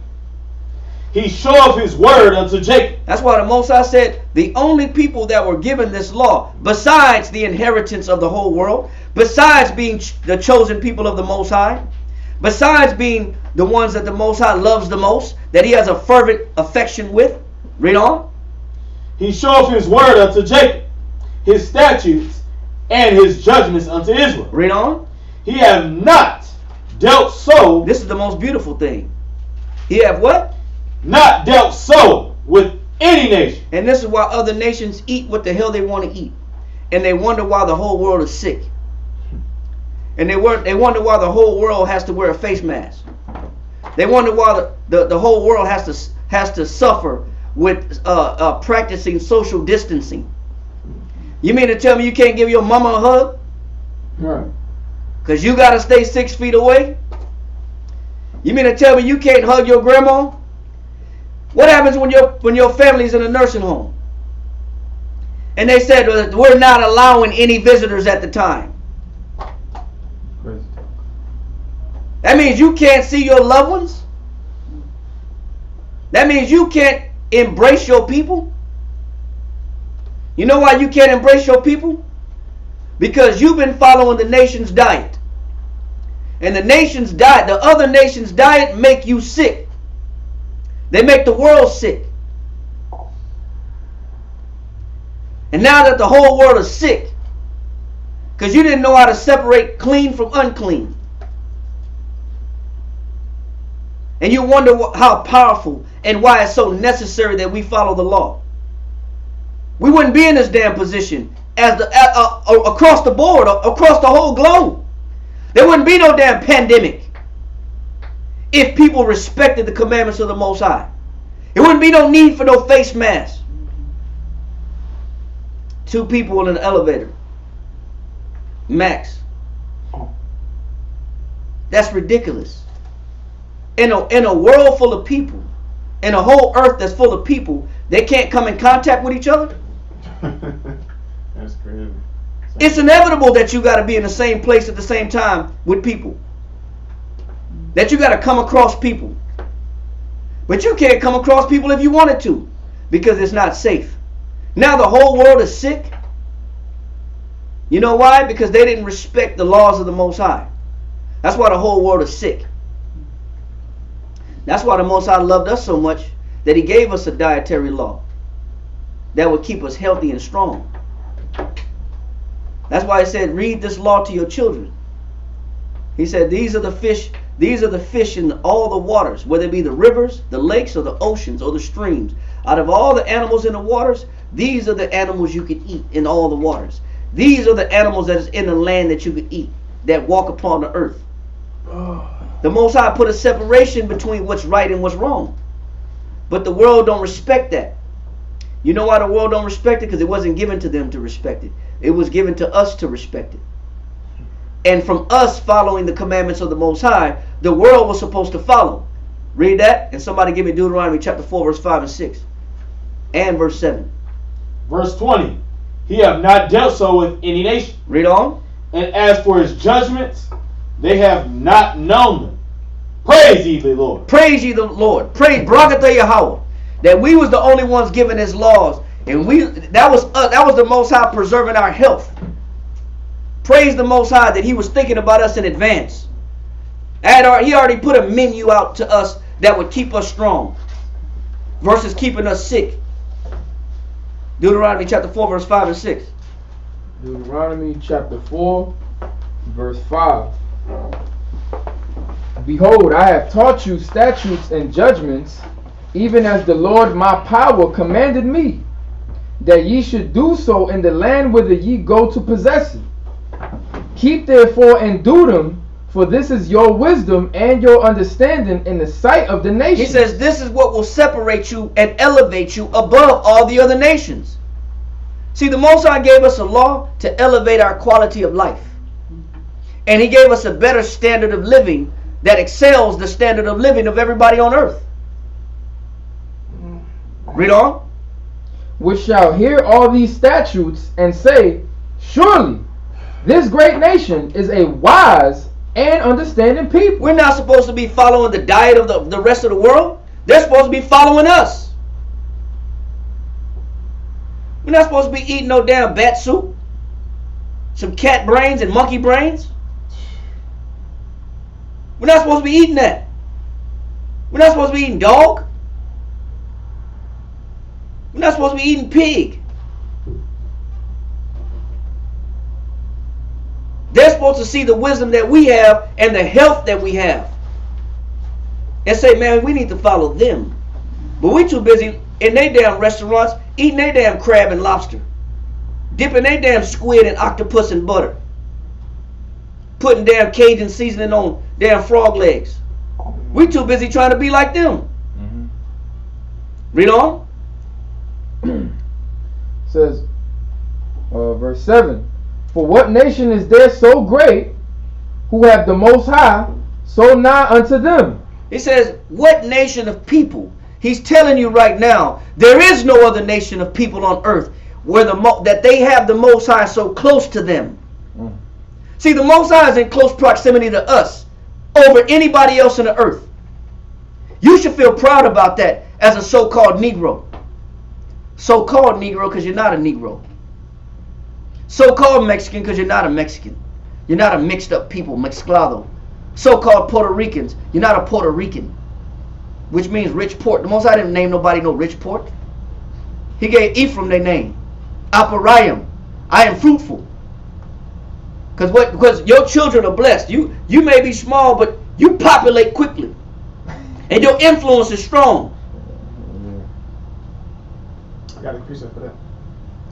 Go, yeah. Now I'm going to get to the point because we still got to get back to Deuteronomy. It's right there. Go ahead. I'm going to let you have it. Go ahead. Isaiah chapter 66, verse 15. 65, verse 15. Read that. And ye shall leave your name for a curse unto my chosen. That's right. He said, you shall leave your name for a what? For a curse unto my chosen. Go ahead. For the Lord power shall slay thee and call his servants by another name. And he'll call his servants by what? Another name. Yeah, I'm glad you're ready because he's showing. He said that is because we're called Mexicans and Puerto Ricans and Cubans from the island of Hispaniola. Oh, yeah. We call Central Americans, Nicaraguans, Panamanians. These are not a people that the Most High chose. The Most High gave a name to the children of Israel. He gave a name to all the nations on the earth. He said, my people should be called by another name. So we think we're Mexicans and blacks and Puerto Ricans and Cubans and Dominicans and Haitians and Jamaicans. We think we're these people. But that's not the name the Most High gave us. Haiti, hell, Haiti, The hell people. the hell people. Haiti is hell. So we're called the people of hell. Now we may have been living in hell, but that's not the name of the name of a nation of people. He said, read verse 7 in Deuteronomy chapter 4. Deuteronomy chapter 4 and verse 7 reads, for what nation is there so great who have the heavenly Father so nigh unto them? Ask yourself that question. Ask yourself that question to who has the Most High attributed and attached themselves to so closely. Nobody. Nobody on earth the Most High loves more than the children of Israel. Read on. As the Lord our power is in all things that we call upon him for. Because we have direct access to the Most High more than anybody else. All we have to do is pray to the Most High and he'll hear us. Especially if we're obedient to his commandments. Read. And what nation is there so great that have statutes and judgments so righteous as all this law which I set before you this day? What he's saying is there is no other law. There is no other rule or quality of life or standard of living that excels the commandments and the laws the Most High gave us as his children. What he gave us is the best instructions to have the best life. No other nation was given the best instructions to have the best life, to have the best functionality in their children, to be most preserved and taken care of, to be the most educated. There is no education greater than what the Most High provided us with his laws and statutes. Because this education that he was giving us was preservation for our spirit and our flesh and our community and our relationships and us as a nation as a whole. There's no other advantage greater than what the Most High has given us over anybody else. Nobody has an advantage over us.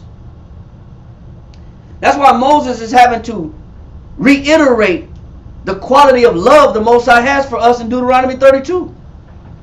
That's why he's bringing all this up. Go back to Deuteronomy chapter 32. Okay. Deuteronomy chapter 32. Verse 9. Verse 9. For the Lord's portion is his people. That's why Moses has to remind the children of Israel, man, do you know how much the Most High loves you? Do you know what the Most High has done for you over anybody else in the world? Read on. For the Lord's portion is his people. Jacob is the lot of his inheritance. He found him in a desert land, and in the waste howling wilderness. He led him about. He instructed him. He kept him as the apple of his eye. That's why he's saying, Moses is telling the children of Israel, don't you know you're the apple of the Most High's eye? You're the most important people on the whole earth. Read on. As an eagle stirreth up her nest, fluttereth over her young. Protecting you. Read on. Spreadeth abroad her wings. Comforting you. Taketh them. Beareth them on her wings.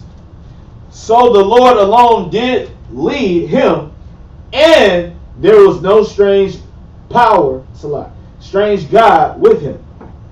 He made him ride on the high places of the earth, that he might eat the increase of the field. He said when the Most High created you as his children, he had it set up for you to enjoy the best of what life has to offer. The best of life. The most healthiest foods. The healthiest grains. The healthiest crops. The purest water. Read on. That he might eat the increase of the fields. And he made him to suck honey out of the rock, and oil out of the flinty rock. Go ahead. Butter of kine, and milk of sheep. Read on. With fat of lambs and rams of the breed of Bashan, and goats with the fat of kidneys of wheat. And thou didst drink the pure blood of the grape. You didn't drink no 40 ounces. You didn't drink no damn malt liquor. You didn't drink that damn Four Locos. 13% denatured alcohol. Yeah. You didn't drink that damn poison. He said you drank the pure blood of the grape. You drank the best wine. You didn't drink that trash $1 wine. That wino liquor. $10 wine. Man, that's the worst thing in the world. It's Yeah. horrible. Moscato. You know what? You can't go to a grocery store and pick out the best wine. They don't offer it to you. They give you the options of the wine that they sell in your community. They give you the options of the wine they sell at your gas stations. You know, they preserve the best wine at specific locations, and they put it in glass cases. But that was supposed to be for you. That was supposed to be preserved for you as the children of Israel. Mawala, go ahead and finish there. Go ahead and handle your business. I know it's 1 o'clock. Bring up the next reader. Come. Go ahead, salute in the next reader. It's about that time. Come.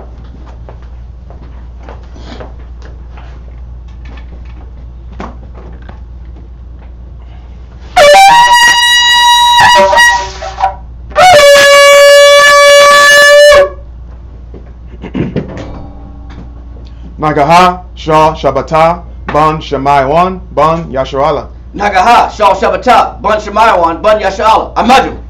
Barak. Yahweh Ba'ashem Yahweh Shah, Barakatah. Yahweh Shem Yahweh Shabbatah. Yajmatah.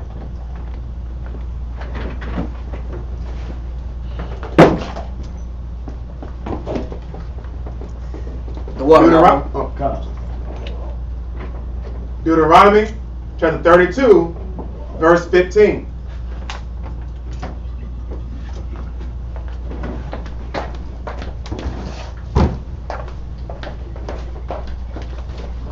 But Jeshurun waxed fat and kicked. Hold on.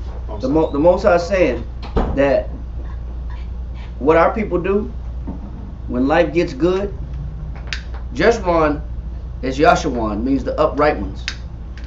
The ones the Most High have in mind to follow his laws, statutes, and commandments. What he's saying is, when things do get good, when he provides us with all the best of what life has to offer, he's saying that we tend to take the benefits that the Most High provided us for granted, and we forget the source of our wealth, and we forget the source of the comfort of life of the one that's been providing for us this whole time. We forget where we come from, and we forget who we belong to, and we forget to attribute the success and the benefits of life back to the Most High. As soon as danger is over, health is good, finances are good, lifestyle is good, the living is good, living arrangements are stable.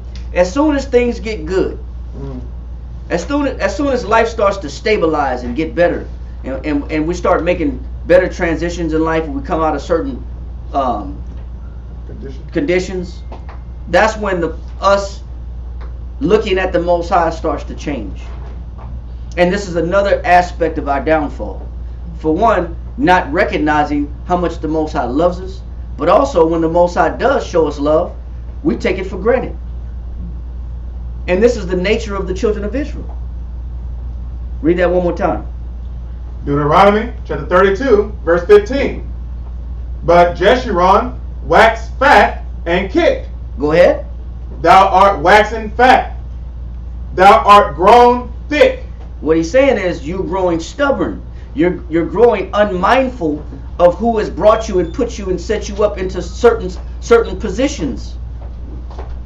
You forget who gets the glory, who provided you in your life stability. Read on. Thou art covered with fatness. Read on. Then he forsook the Most High. What happens when the Most High gives us increase? Then he forsook the Most High. When our status gets comfortable, our lifestyle gets comfortable, we turn our back on the Most High. As soon as things get good, what he's showing you is, from the beginning of the chapter, when things get bad, we abandon the Most High, and when things are too good, we abandon the Most High. It's either condition, whether it's extreme poverty or extreme success. Both elements, both ways, we cast off the Most High. When things are so bad, we say, man, why believe? Why keep my faith? Why serve the Lord? And when things are so good, I don't need the Most High. I'm straight. I'm good. I'm strong. Everybody's healthy. Everybody's good. I can take a back seat when it comes to being committed. I don't have to be so committed. I don't have to be so fervent and dedicated to my servitude to the Most High. I'm good now. I don't have to study as much. I don't have to pray as often. I automatically become self-righteous. The Most High is going to be with me no matter what. I start uplifting my thoughts within my heart, telling myself what I can and cannot get away with. I start setting the rules of the relationship. The Most High ain't going to sting me for this. The Most High ain't going to punish me for that. Now I become willful. Now I become headstrong. Now I become losing integrity. losing discipline. Now my fear of the Lord is starting to diminish because I'm comfortable. On either spectrum, we cast off the Most High. In punishment and severity of life, or in prosperity and abundance in life. Read on. Then he forsook the Most High, which made him, and lightly esteemed the rock of his salvation. And we don't look at the Most High the same when everything is good. We don't. That means the Most High becomes almost unnecessary for us. He'll just be there, and I'll serve him as needed. I'll pull the Most High out for emergencies. I'll pull prayer out for emergencies. Soon as things get bad, man, where's my Bible? Now we're looking for some hope. Now we're looking for inspiration. What he's trying to show the children of Israel is if that we stay connected to the Most High at all times, whether abased or whether abound, the Most High will always be pleased with us, and he'll always take care of us. The problem is, we're never content. We're always subjugated to condition. Our love is always fluctuating based on the condition, not the Most High's love. Our love is conditional.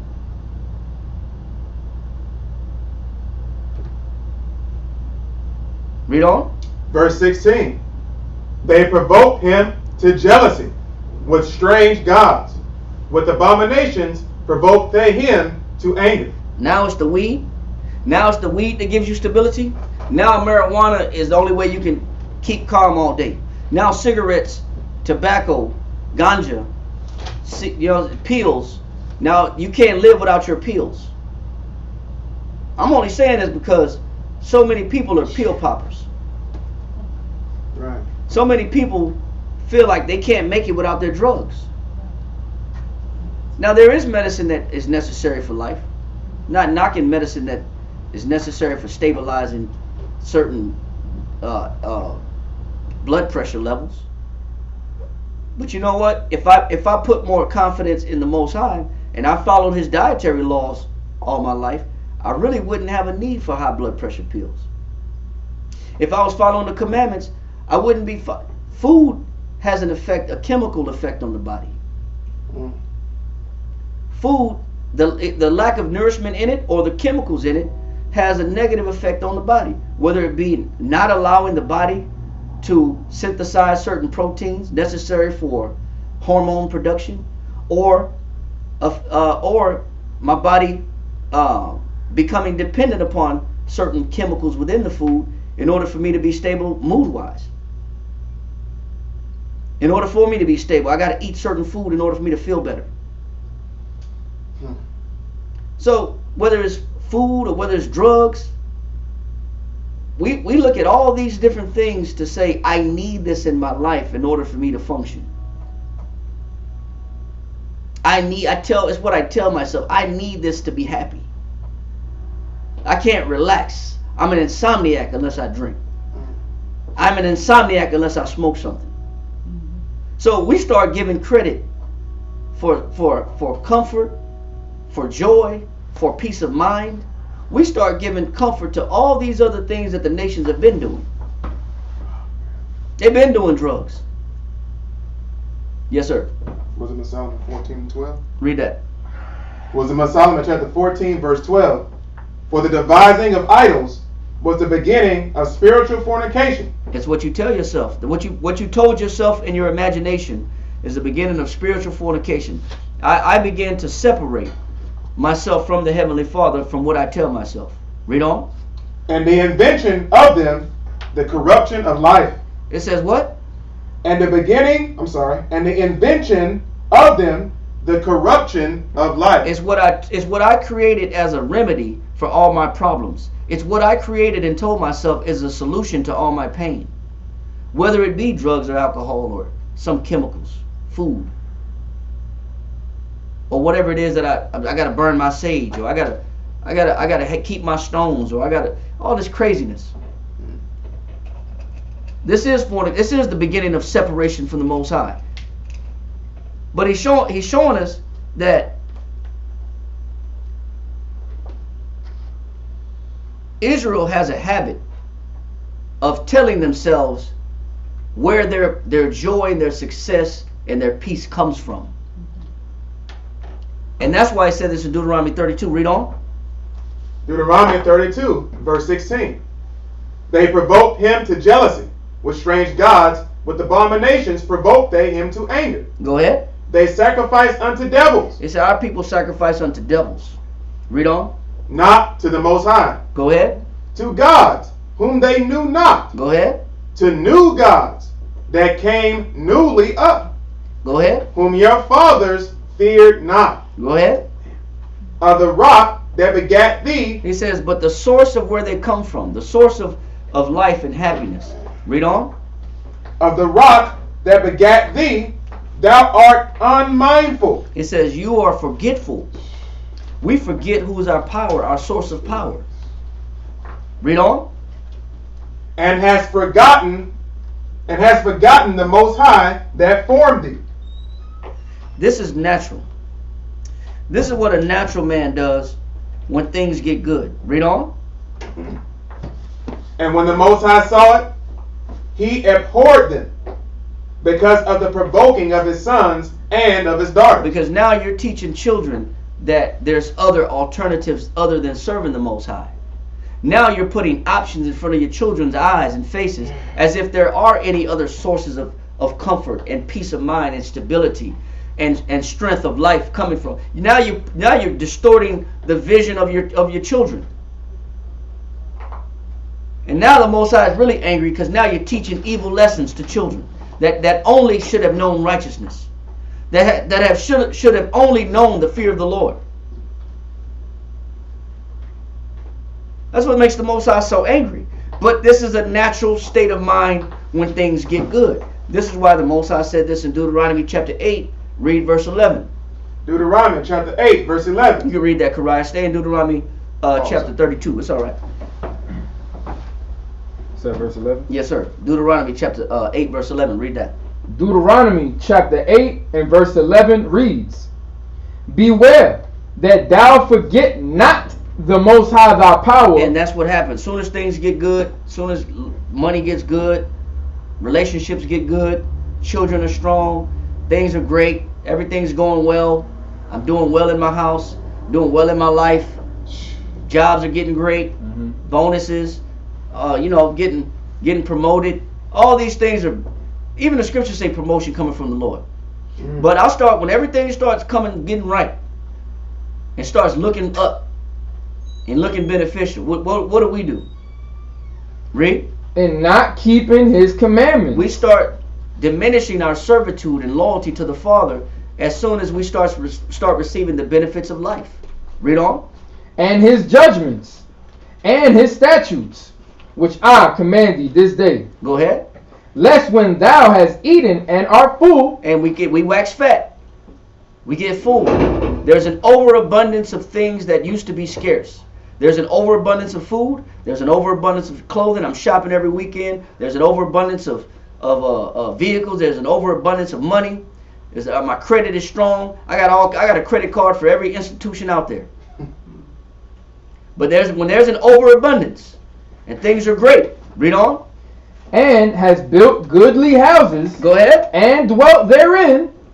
And when thy herds and thy flocks multiply, and thy silver and thy gold is multiplied, and all that has is multiplied, then thine heart be lifted up. What happens to us as his people? The heart be lifted up. Man, we start to dictate when we need the Most High and when we don't. Then we start determining the level of servitude as far as how frequent we need to serve the Most High. I don't have to read as often. I could read once a week. I could pray once a week. We start dictating the control of how attached we need to be with the Father. I'll be all right. I haven't studied for a month. But I expect the Most High to be with me. I ain't prayed in a year, but I expect the Most High to be with me. I haven't picked up one verse in 2 weeks, but I expect the Most High to be there on call. Why not keep the relationship stimulated between you and the Most High at all times? Why not frequent the Most High that often? Why not be conversant with the Father that often and frequently? Why wait for a disaster? Now you want the Most High. It makes no sense. That's because I'm conditional in my love. Read.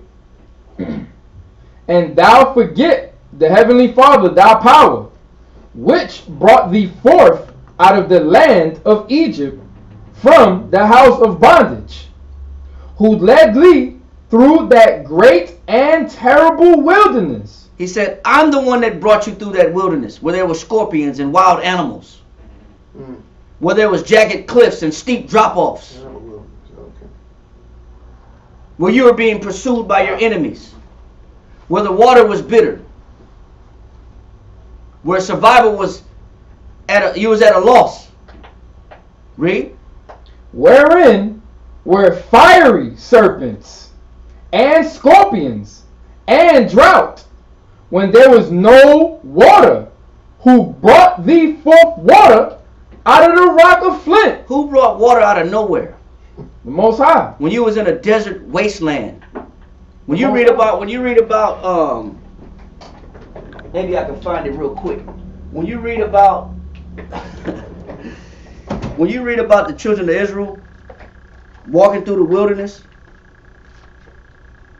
and let me see if I can find it real quick. Get a Josephus real quick.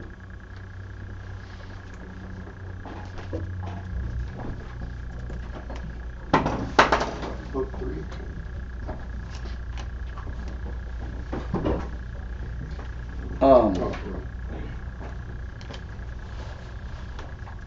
When they came to the waters of Meribah in the Josephus,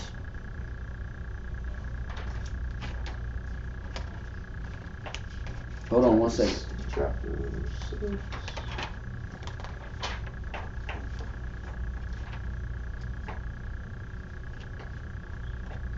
Book 3. Chapter 2.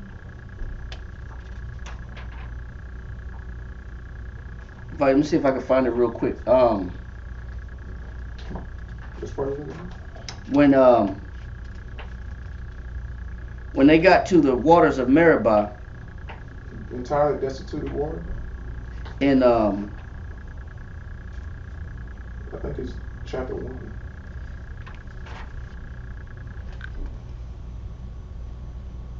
it was the water. Hold on, let me see if I can find it real quick. There's a scarcity of water. Yes. Account. I think that's chapter 1, paragraph 3. Well, let me see if I can get it real quick.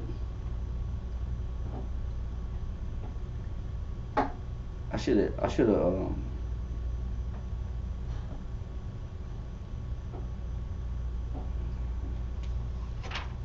Yeah, it's chapter 1, paragraph 3, sentence 19. Read that. Alright. Josephus, book 3, chapter 1, sentence 19. Actually, it's the whole thing. Book. You said book 1. Yeah, it's book 3, chapter 1. Book 3, chapter 1. It actually started at sentence 12, but I'm not sure What want to start. Hold on. Book 1, chapter 3. Let me get there real quick.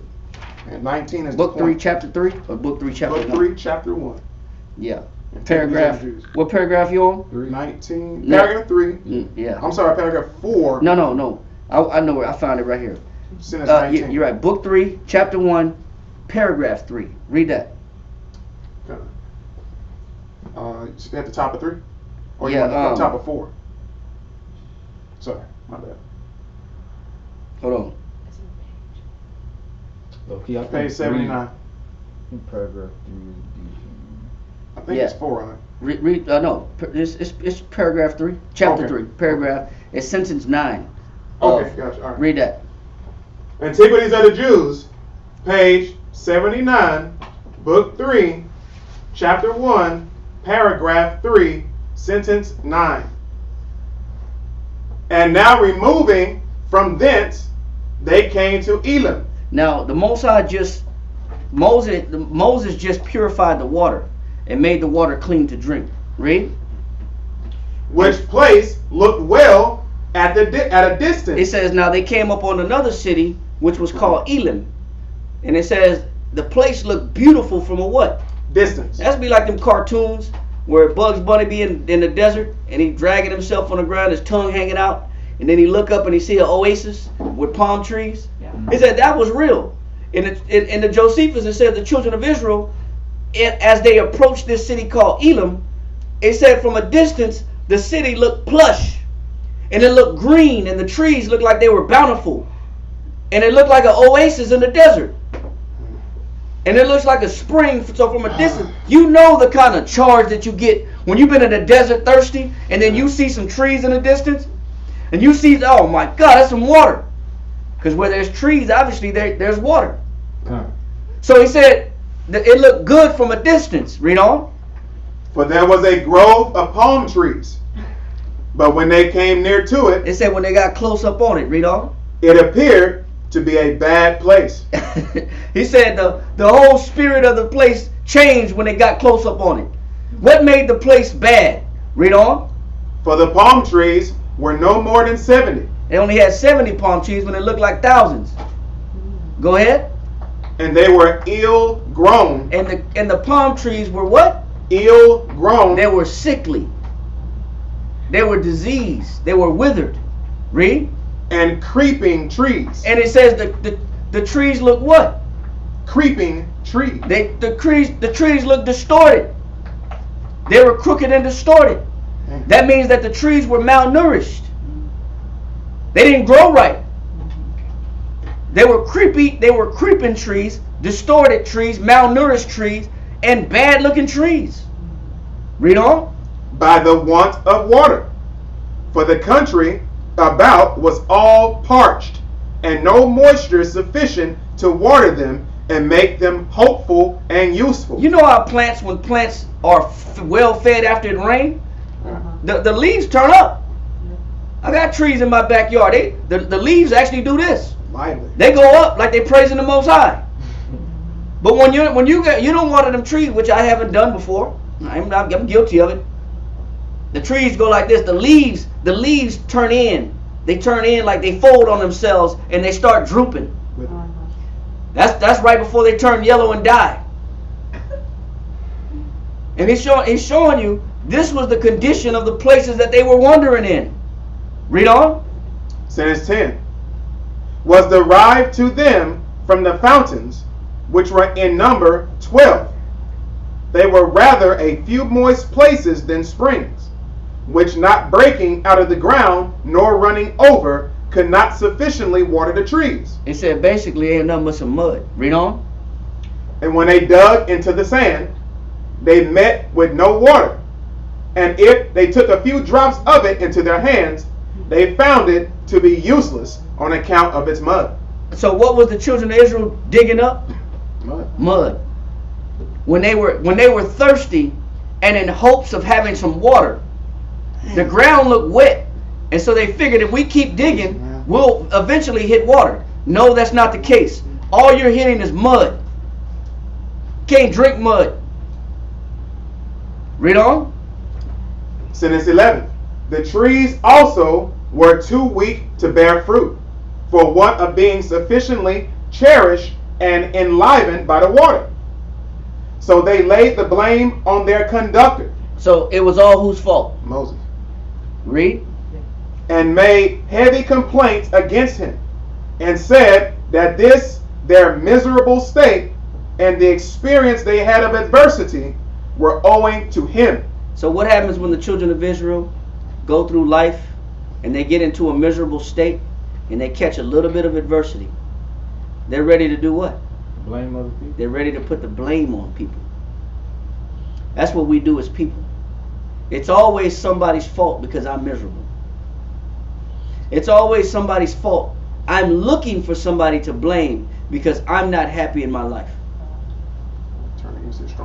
I'm the one who's by his staff parted the Red Sea.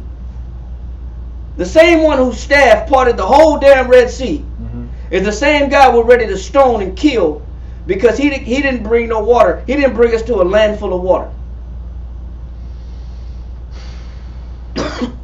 how temporary is our loyalty? How insufficient is our ability to look at the bright side of the Most High when things are going bad? Man. How incapable are we of looking at things positive when things become negative? It's a real situation, huh? Now they're looking to blame Moses. Man, you know what, Moses? It's all your fault. You got our hopes up, and you brought us to a damn desert, creeping trees, wasteland. That's a real situation. Now you go from having water every day, and whenever you want it, to not having it at all. You know what? That is a real situation. I like what you're saying. That is a real situation. You know what makes it real? Right. It don't take much for you to change. Right. That's what's real about it. Man. Take away something out of somebody's life, and immediately the Most High is not the Most High no more. God is not God when you just change a few things, tweak a few things in a man's life, and he's ready to cast off his loyalty and his faithfulness to you. Let a husband lose a job. All it takes is a husband who's been dedicated, providing for the house for 10 years straight. He been paying bills for 10 years. That's Husband true. been putting his check on the table, making sure all the bills get paid 10 years straight. Let him lose his job. What happens when he loses his job?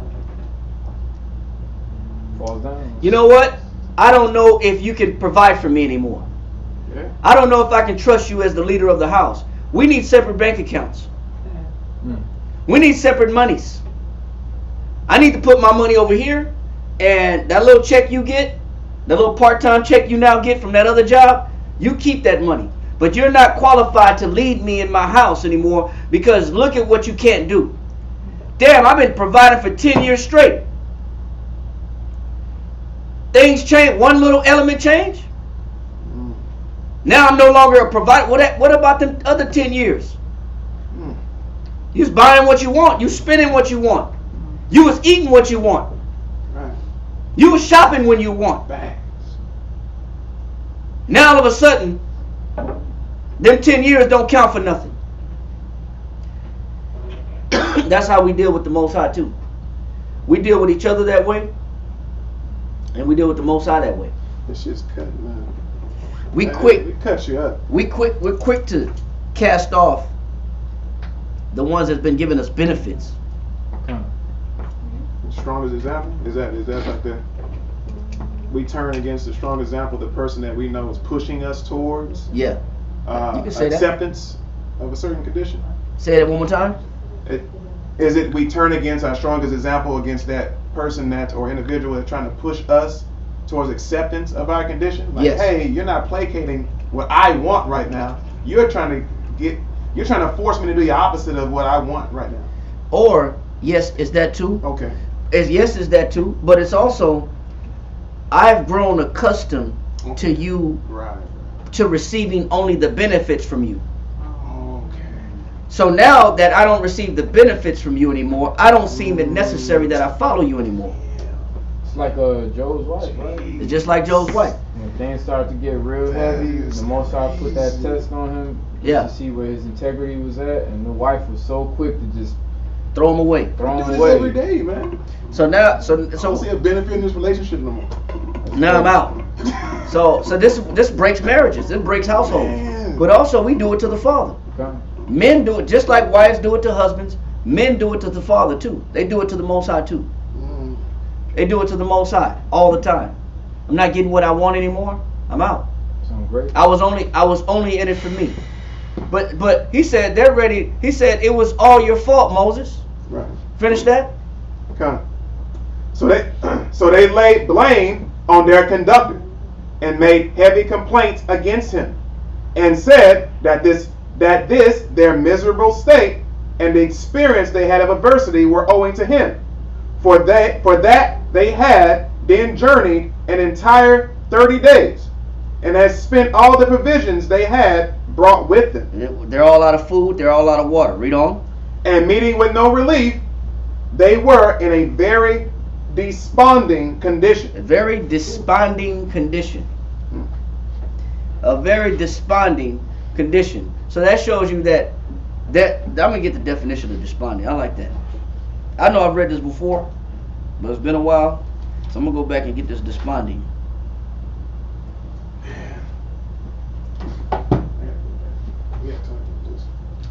Yeah, ooh, that's crazy. I got one too.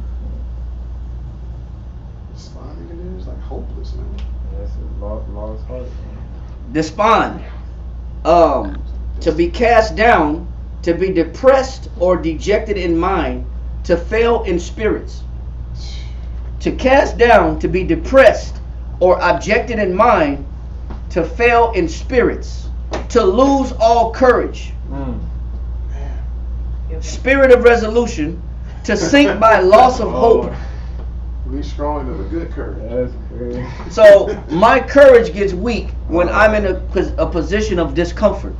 My faith in the Lord starts to be removed when I get into a condition where I get depressed. I'm not happy anymore. He said they fell into a desponding condition. Read on. Sentence 12.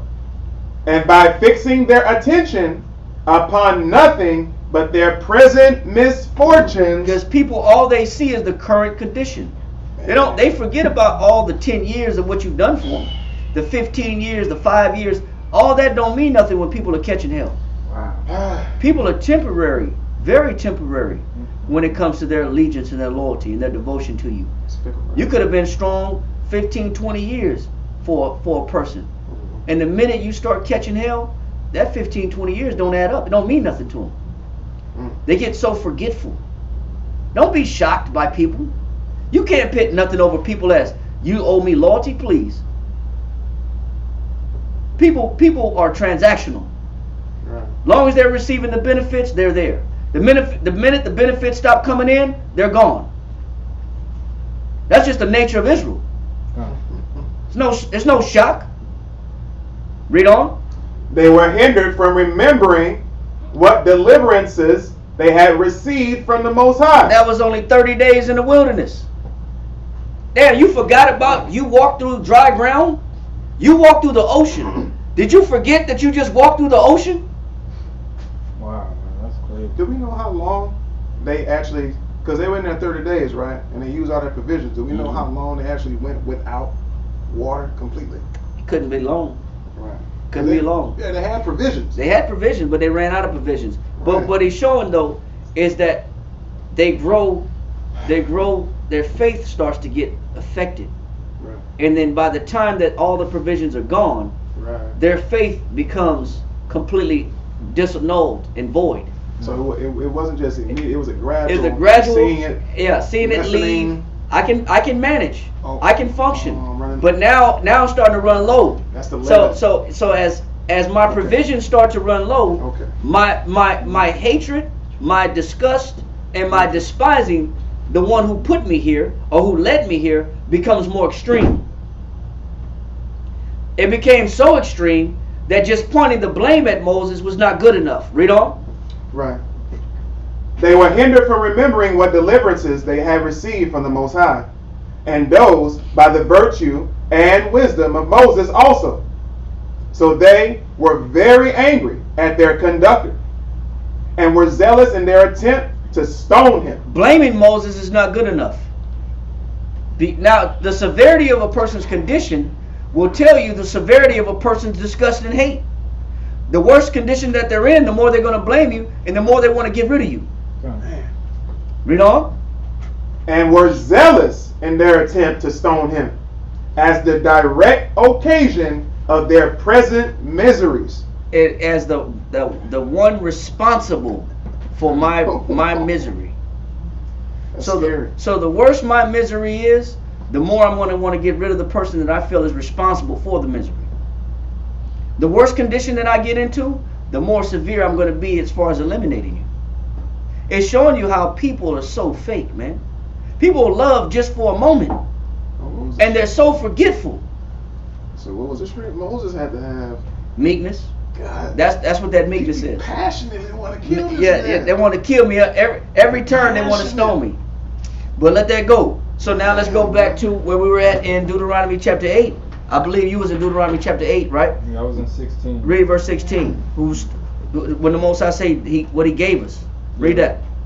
Deuteronomy chapter 8 and verse 16 reads, who fed thee in the wilderness? He said, who was the one feeding you in the wilderness? Yes, the Most High was using Moses as an instrument. But who was the one that was bringing the food? The Most High. Who was the one that was bringing the water? The Most High. Read. Who fed thee in the wilderness with manna, which thy fathers knew not, that he might humble thee, and that he might prove thee to do thee good at thy latter end. He says to do thee good when? At thy latter end. So the blessing is after, the blessing comes after the tribulation. But it only comes if you remain faithful. Mm-hmm. The blessing comes after the tribulation. But it only remains and it's only there if you don't cast off your confidence. If you don't lose hope. He said the end of a thing, the scriptures say the end of a thing is better than the beginning thereof. Right, so it's not what you're going through that's bad, it's how you go through it. Right. And when you get through it, then the blessing comes. But a lot of us have so shallow of faith that we don't even last long enough to see the blessing come. We already cast off our faith from the Most High as being unqualified as a source of power or strength to take care of us. We're quick, we're shallow, man. It's sad. I say we because we're the children of Israel. We're those children. Right. Of those descendants of the people that walked through we're the descendants of those people that went through the Red Sea. Mm-hmm.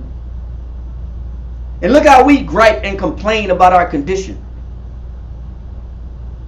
Read. It says, and thou say in thine heart, my power and might of mine hand have gotten me this wealth. And then we'll attribute our success to who?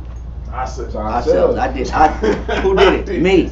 I did this. Right there, man. I got myself to this point. Wow, bro. I made myself. I'm a self-made man. I'm a self-made woman. My education got me to there. My smarts got me here. My intellect got me here. Right. My wisdom got me here. My creativity got me here. I bust My business savvy got me here. Right. You know, My work ethic got me here. that leads, we were just talking about this earlier. Pride, just that one word right there led to so many other things. And it's crazy because when I looked at pride, another definition of pride is conceited, to be conceited, self-confidence, boasting about yourself. Right, you know what the Most High didn't want you to do? Rejection. He didn't want you to ever get to the point where you felt like you were the one responsible for your safety. And you're the one that's been Right. feeding yourself. Rejection too. Rejection, yeah. So- Open disregard and Yes. Rejection. rejection. And an unduly high opinion of oneself. Right. You know what I'm saying? I attribute all my successes to me. Wow. Read on. Verse 18. But thou shalt remember the heavenly Father, thy power, for it is he that giveth thee power to Is- get wealth. It's who's responsible? The heavenly Father. Who's behind the benefits that I've received in my life? The heavenly Father. Who's responsible for my safety, The heavenly Father. my security, The heavenly Father. my well-being, The heavenly Father. my welfare? The heavenly Father. So we forget, man, that's the problem. That's why Moses is going through what he's going through in Deuteronomy 32. He's having to constantly remind the children of Israel, who is the source of your strength? That's all he's doing. Go to Judges. I ain't never even seen that verse. That's amazing. Go to Judges chapter 7. Judge. Oh, sorry. You got it. I mean, you can read it, though. Read verse 1 and 2. Judges chapter 7 and verse 1 reads, Then Jerubbaal, who is Gideon, and all the people that were with him rose up early and pitched beside the well of Harod, so that the host of the Midianites were on the north side of them. So they was getting ready to go to war against the Midianites. Gideon, right? Mhm. Go ahead. By the hill of Moreh in the valley. And the heavenly Father said unto Gideon, What did the Most High tell Gideon? The people that are with thee are too many for me to give the Midianites into their hands. He says, man, I'm not going to deliver the Midianites into y'all's hands. He says, too many of y'all. I don't like the odds. I don't like the numbers. Read on. Wait. Lest Israel vaunt themselves 'Cause against me. If I leave the numbers the way they are, he said Israel will do what? Vaunt themselves against me. We always vaunt ourselves against the Most High. How? Read on. Saying, mine own hand have saved me. He said, how do we vaunt ourselves from the Most High? My own hand has saved me. We attribute our success to us. This is how you vaunt yourself against the Most High. This is how you stand in opposition to the Heavenly Father and be ungrateful and unthankful for the benefits that you received in your life. You thought it was your talent. Everybody that walks around thinking that it's their damn talent that got them where they are. Right. It ain't your damn talent. It's the fact that your Father loves you and He's been feeding you the whole time. It ain't because how smart you are. It ain't because how valiant you are. Mm-hmm. And how dedicated you are. He said, when you anytime you say my power, my wealth has gotten me this power, my abilities has gotten me this victory, all you do is take the glory from the Most High and put it on yourself. He said, then you vaunt yourself against the Father. It would be wisdom for anybody to ever think that their talent has taken them to certain heights and not the Most High, and not attribute your successes to the Heavenly Father. That would be foolishness to think so. Okay, you said wisdom. That would be foolishness to think that your talents got you where you are. Right. Most High said our righteousness are as filthy rags. There ain't nothing you can do that's right. There's no righteous, none righteous, no, not one. But we'll tell ourselves, look at my abilities, my skill, my talents. I did this. No, man, that's not the way to look at the Father. Now you're taking away the glory that belongs to Him and giving it to you. Now you're standing in opposition. Now you're operating in conceit. You're operating in arrogance. Mm-hmm. Now you're growing presumptuous. Now you're being self-willed and self-propelled and self-promoting. Mm-hmm. That's pride in its essence. You get rappers that say, oh, when they get to a position, when they made it, they have their popularity, their fan base, they're making some good money, they have, these substances that, that were obviously gifted to them. They say things like, oh, I'm self-made. Yeah. Well, let's go to Deuteronomy. Let that go in Deuteronomy chapter 8. Go back to Deuteronomy chapter 32. We're at verse 19. Verse 19. Read on down. Deuteronomy chapter 32, verse 19. And when the Lord saw it, He abhorred them. When the Most High sees that pride, when the Most High sees that forgetfulness of who do you ascribe credit to, when you think it's you, He said the Most High hates you. Abhorred means extreme disgust. The Most High hated when somebody tells themselves that they're the ones responsible for their security and safety and promotion. Read on. And when the Most High saw it, He abhorred them because of the provoking of His sons and of His daughters. And He said, I will hide my face from them. I will see what their end shall be. And that's the thing that we don't look at. The end of a thing is the big picture. Israel never sees the big picture. We're always focused on, like we just read in the Josephus, this current present condition. That's how we judge everything in life, based upon the current present condition. We never look at the big picture. We never look at the totality of our faith and the end of holding on to faith and trust in the Most High, and the benefits of holding on to this faith. We always look at the current present condition as a sign, or as the evidence of how things are going to be from this point on in life. I don't see anything changing, so I got to go for self. I don't see anything being any different, so I got to make a way for myself to survive. I got to survive. I got to make my own decisions. I got to start doing what's right for me. Now I got to take control of my own life. Yes, because you're only focusing on your current present condition. So of course you'll think that. Read on. I will see what their end shall be, for they are a very froward generation, children in whom is no faith. And what do we lack? Faith. We lack faith, man. We lack faith. That's the problem. Our faith is small. That's what would make us change on the Most High so quickly and become so unmindful of our rock that begot us. Read on. Verse 21. They have moved me to jealousy with that which is not the Most High. They have provoked me to anger with their vanities, and I will move them to jealousy with those which are not a people. And who did the Most High determine that he constituted, that always had a reputation, that they were nothing, they were like unto spittle?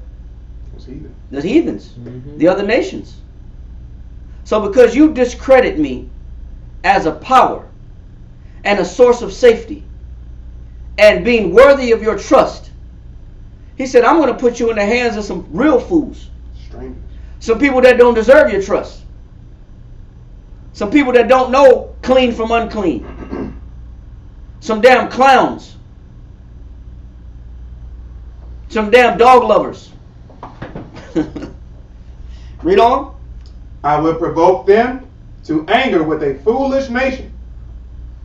For a fire is kindled in mine anger, and shall burn unto the lowest hell, and shall consume the earth with her increase, and set on fire the foundations of the mountains. I will heap mischiefs upon them. He said, I'm going to put y'all through hell. Read on. I will spin mine arrows upon them. They shall be burnt with hunger, and devoured with burning heat, and with bitter destruction.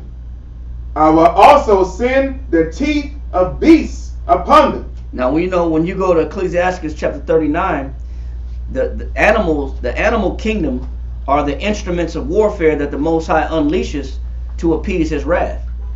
And you read that in Ecclesiastes chapter 39. Right. The Most High will release these damn animals in whom you so love. And then you'll be on the next episode of when animals attack. Because that's what the Most High does when he turns against us. He turns creation against us. He turns the animal kingdom against us. And you wonder why you're in Disney World and the damn alligator come out the swamp and eat your baby in the damn, or you fall off the damn ride. I got a precept for that, huh? What you got? 2 Kings chapter 2, verse 23 and 24. Talking about the lions that came out, the bears, the she bears. children? No, don't worry about it. No, don't worry about it. Talking about go up your bald head. Talking about the lions. Yeah, no, don't worry about it. Okay. We're actually gonna wrap it up. It's 2 o'clock. Okay. Go ahead, just read on down. All right. Deuteronomy chapter 32, verse 24. That's a good one though. Go ahead. They shall be burnt with hunger, and devoured with burning heat, and with bitter destruction. I will also send the teeth of beasts upon them, with the poison of serpents of the dust, the sword without, and terror within. He says, so your enemies are going to be chasing you with a sword, modern day guns, and also you're going to be fighting depression within. He says, so you're going to be fighting a physical battle, and I'm going to make not only a physical battle in front of you, I'm going to make you fight a mental battle. I don't know which one's worse. Depression, anxiety, and fear, or actual enemies coming at you. Both are bad. He said, but I'm going to put both platforms in front of you. You're going to be fighting an external battle, and you're going to be fighting an internal battle. Read on. The sword without and terror within shall destroy both the young man and the virgin, the suckling also with the man of gray hair. And when did the Most High do this? Read on. I said, I would scatter them into corners. I would make the remembrance of them to cease from among men. Were it not. So he says, so when did the Most High do this? Go to Baruch chapter 4 and read verse 6 on down to 13. And we're going to go ahead and cut the class after that. Baruch chapter 4, verse 6 through 13. Baruch chapter 4. Let me get.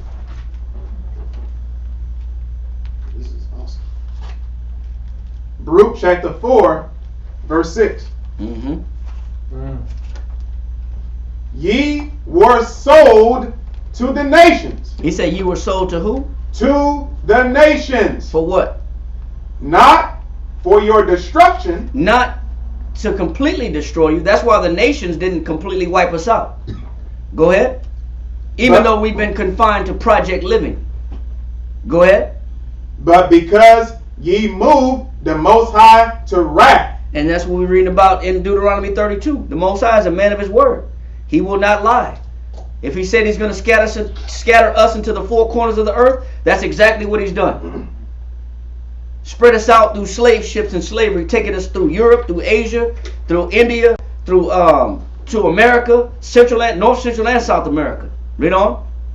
Ye were delivered unto the enemies, for ye provoked him that made you by sacrificing unto devils, and not to the Most High. Everything Moses said in Deuteronomy chapter 32, we're reading about it right here in Baruch. Because it's who we choose to ascribe our success to. Who we give our allegiance to and our power to. Read on. Verse 8. Ye have forgotten the everlasting power. He says you serve devils because you forgot who? The everlasting power. Same thing we read in Deuteronomy chapter 2. Also the same thing we just read in Deuteronomy chapter 8. We're so forgetful of the Most High's power. Read on. That brought you up, and ye have grieved Jerusalem that nursed you. You forgot who took care of you. You forgot where you come from. He just told us that we were a chosen generation. He just told us that out of all the people on the earth, the Most High said the lot of the Most High's inheritance is his people. Moses just told us we're the most special people on the earth. Read on. Verse 9. For when she saw the wrath of the Most High coming upon you, she said, Hearken, O ye that dwell about Zion, the Most High hath brought upon me great mourning. Read on. For I saw the captivity of my sons and daughters, which the everlasting brought upon them. So this is Jerusalem speaking in first person. Read. Right. With joy did I nourish them, but sent them away with weeping and mourning. Let no man rejoice over me, a widow and forsaken of many, who for the sins of my children am left desolate. Read. Because they departed from the law of the Most High. All because we departed from where? From the law of the Most High. And when we read Deuteronomy chapter 31, the Most High told Moses and Joshua that as soon as you die, these people are going to depart from me and start sacrificing unto devils. As soon as you die, they're going to forget about me. And they're going to forget about everything that you taught them. So he was telling Moses as confirmation of the rebelliousness that's in us. And he was also preparing Joshua for the job that he had to endure coming up as the next eventual leader of the children of Israel. You're about to be the leader of a stubborn and rebellious people that are ungrateful and unwilling to keep their faith long enough to get blessed by the Most High. Read on. Verse 13. They knew not his statutes, nor walked in the ways of his commandments, nor trod in the paths of discipline. It says, nor trod in the paths of what? Of discipline. Because we don't look at discipline the right way. We look at discipline as punishment. We don't look at discipline as love. So because we don't recognize the love of the Most High, we don't respond well to love. Therefore, we abandon the Most High, not recognize that, man, the Most High does love me. He loves me because he is putting discipline on me. We run from it. And then we find out the hard way that there was love. That's why we read in Deuteronomy 32, he says, ye requite the love of the Most High. You don't respond well to the love of the Most High because you can't recognize discipline. All right? Any questions? It'll be a long time before we read on. We'll be here for a couple more hours if we read on down and finish this whole chapter, man. No, but so basically, this class, to just sum it up in one comment, what would you say that this class was all about? Deuteronomy 32, if we were to read from Deuteronomy 32 on down, it's Moses trying to prepare the children of Israel of what's going to befall them due to their ignorances and inability to see the power of the Most High and be thankful and be gracious of what the Most High has done for them through their whole life. And the fact that they'll eventually forsake him and forget about him, and then the Most High force the Most High to be provoked against him and come against him in anger. But instead, it shouldn't be that way, because the Most High loves you more than anybody else on the whole earth.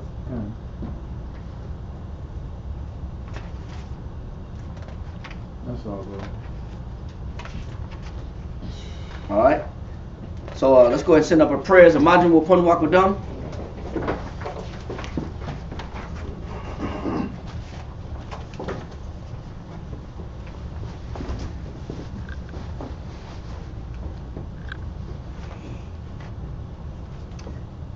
Yahweh Shem Yahushua. Yahweh Shem Yahushua. Yahweh. Yahweh. In the name of Yahushua. In the name of Yahushua. Please listen to us. Please listen to us. Right now. Right now. Send Mike Allah. Send Mike Allah. And the righteous angels. And the righteous angels. To watch over. To watch over. Bless. Bless. Heal. Heal. Protect. Protect. And make strong. And make strong. The people of Israel. The people of Israel. Also send unto us. Also send unto us. Much wisdom. Much wisdom. Much knowledge. Much knowledge. Much understanding. Much understanding. Much patience. Much patience. Much faith. Much faith. Much brotherhood. Much brotherhood. And much love. And much love. Spiritual power. Spiritual power. Forgive all of our sins. Forgive all of our sins. Yahweh Shai. Yahweh Shai. Come quickly. Come quickly. For in thee. For indeed Is our hope. is our hope. Always. Always. And forevermore. And forevermore. Amen. Amen. Barakatah Yahweh Shem Yahushua. Barakatah Yahweh Shem Yahushua. Hahawa. Ha'awa'ah. Natalanawa. Atananawa. Hatawa. Hatawa'ah. Bless are you, Yahweh, in the name of Yahweh Shai that gives to us the law. Barakatah Yahweh. Barakatah Yahweh. Ba'ashem Yahushua. Ba'ashem Yahushua. Ha'awa'ah. Ha'awa'ah. Natalanawa. Atananawa. Awar. Awar. Lara'ah. Lara'ah. Blessed are you, Yahweh, in the name of Yahweh Shai that gives us the light to see. Barakatah Yahweh. Barakatah Yahweh. Ba'ashem Yahushua. Ba'ashem Yahushua. Ha'awa'ah. Ha'awa'ah. Natalanawa. Atananawa. Haya'o. Haya'o. Korah. Korah. Hakorah. Hakorah. Ha'ain. Ha'ain. Blessed are you, Yahweh, in the name of Yahweh Shai that gives us the ram's horn to call the people. Barakatah Yahweh. Barakatah Yahweh. Ba'ashem Yahushua. Ba'ashem Yahushua. Ha'awa'ah. Ha'awa'ah. Natalanawa. Natalanawa. Shaman. Shaman. Zayat. Zayat. Lamashah. Lamashah. Yasha'Allah. Yasha'Allah. Blessed are you, Yahweh, in the name of Yahweh Shai that gives to us the olive oil to anoint Israel. Yahweh Shem Yahushua. Yahweh Shem Yahushua. Shemalanawa. Shemalanawa. Aita. Aita. Psalms 92. It is a good thing to give thanks unto the Lord, It is a good thing to give thanks unto the Lord, and to sing praise unto thy name, and to sing praise unto thy name, O Most High, O Most High, to show forth thy loving kindness to show forth thy loving kindness in the morning, in the morning, and thy faithfulness and thy faithfulness every night, every night, upon an instrument of 10 strings, upon the instrument of 10 strings, and upon the psaltery, and upon the psaltery, upon the harp, upon the harp, with a solemn sound. with a solemn sound. For thou, O Yahweh, For thou, O Yahweh, hast made me glad hast made me glad through thy work. through thy work. I will triumph I will triumph in thy work in thy work of thy hands. of thy hand. O Yahweh, O Yahweh, how great are thy works, how great are thy works, and thy thoughts are very deep. and thy thoughts are very deep. A brutish man knoweth not, A brutish man knoweth not, neither doth a fool understand this. neither doth the fool understand this. When the wicked spring as the grass, When the wicked spring is the grass, and when all the workers of iniquity do flourish, and when all the workers of iniquity do flourish, it is that they it is that day shall be destroyed forever. shall be destroyed But forever. thou, Yahweh, But thou, Yahweh, art most high forevermore. art most high forevermore. For lo, For lo, thine enemies, thine enemies, O Yahweh, O Yahweh, for lo, for lo, thine enemies, thine enemies shall perish. shall perish. All the workers of iniquity All the workers of iniquity shall be scattered. shall be scattered. But my horn But my horn shalt thou exalt, shalt thou exalt, like the horn of a unicorn. like the horn of a unicorn. I shall be anointed with fresh oil. I shall be anointed with fresh oil. Mine eye also shall see. Mine eyes also shall see. My desire upon mine enemies. My desire upon mine enemies. And mine ears And my ears shall hear my desire shall hear my desire of the wicked of the wicked that rise up against me. that rise up against me. The righteous shall flourish like a palm tree. The righteous shall flourish like a palm tree. He shall grow like a cedar in Lebanon. He shall grow like the cedar in Lebanon. Those that be planted in the house of Yahweh Those that be planted in the house of Yahweh shall flourish in the courts of our power. shall flourish in the courts of our power. They shall still bring forth fruit They shall still bring forth fruit in old age. in old age. They shall be fat and flourishing, They shall be fat and flourishing, to show that Yahweh to show that Yahweh is upright. is upright. He is my rock. He is my rock. He is my rock. He is my rock. He is my rock. He is my rock. There is no unrighteousness in him. There is no unrighteousness in him. By Hashem Yahushua. By Hashem Yahushua.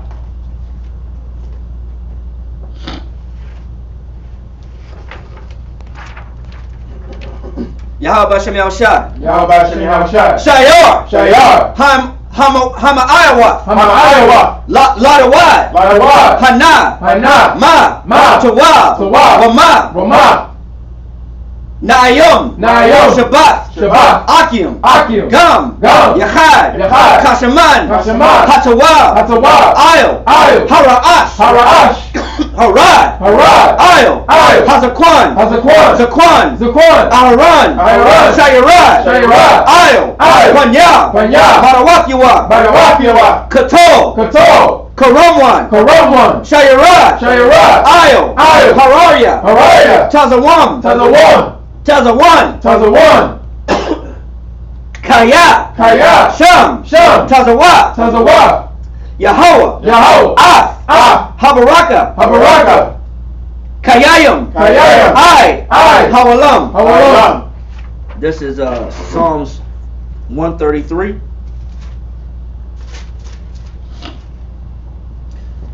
Behold, I'm just going to read it. Behold, how good and how pleasant it is for brethren to dwell together in unity. It is like the precious ointment upon the head that ran down upon the beard, even Aaron's beard, that went down to the skirts of his garments, as the dew of Hermon, as the dew that descended upon the mountains of Zion. For there the Lord commanded the blessing, even life evermore. Amen.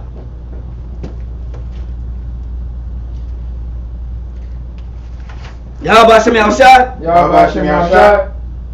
Yahweh. Yahweh. Ba'ashem. Ba'ashem. Yahushua. Yahushua. Rakanawa. Rakanawa. Washa'ala. Washa'ala. Wabayah. Wabayah. Sapariah. Sapariah. Turn. Yahweh. Yahweh. Ba'ashem. Ba'ashem. Yahushua. Yahushua. Rakanawa. Rakanawa. Washa'ala. Washa'ala. Wabayah. Wabayah. Sapariah. Sapariah. Yahweh. Yahweh. Ba'ashem. Ba'ashem. Yahushua. Yahushua. Rakanawa. Rakanawa. Washa'ala. Washa'ala. Wabayah. Wabayah. Sapariah. Sapariah. Turn. Yahweh. Yahweh. Ba'ashem. Ba'ashem. Yahushua. Yahushua. Rakanawa. Rakanawa. Washa'ala. Washa'ala. Wabayah. Wabayah. Sapariah. Sapariah. Brakatah Yahweh. Brakatah Yahweh. Brakatah Yahushua. Brakatah Yahushua. Brakatah Yahweh. Brakatah Yahweh. Brakatah Yahushua. Brakatah Yahushua. Brakatah Yahweh. Brakatah Yahweh. Brakatah Yahushua. Brakatah Yahushua. Tawadi Yahweh. Tawadi Yahweh. Tawadi Yahushua. Tawadi Yahushua. Tawadi Yahweh. Tawadi Yahweh. Tawadi Yahushua. Tawadi Yahushua. Tawadi Yahweh. Tawadi Yahweh. Tawadi Yahushua. Tawadi Yahushua. All love. All love. All mercy. All mercy. All truth. All truth. All wisdom. All wisdom. All understanding. All understanding. All power. All power. Is from your house. Is from your house. All power. All power. Is from your house. Is from your house. All power. All power. Is from your house. Is from your house. In Yahushua's name we pray. In Yahushua's name. In Yahushua's name we pray. In Yahushua's name we we pray. pray. The water. The water. Tamyad. Tamyad. Aman. Aman. Brother, circle up.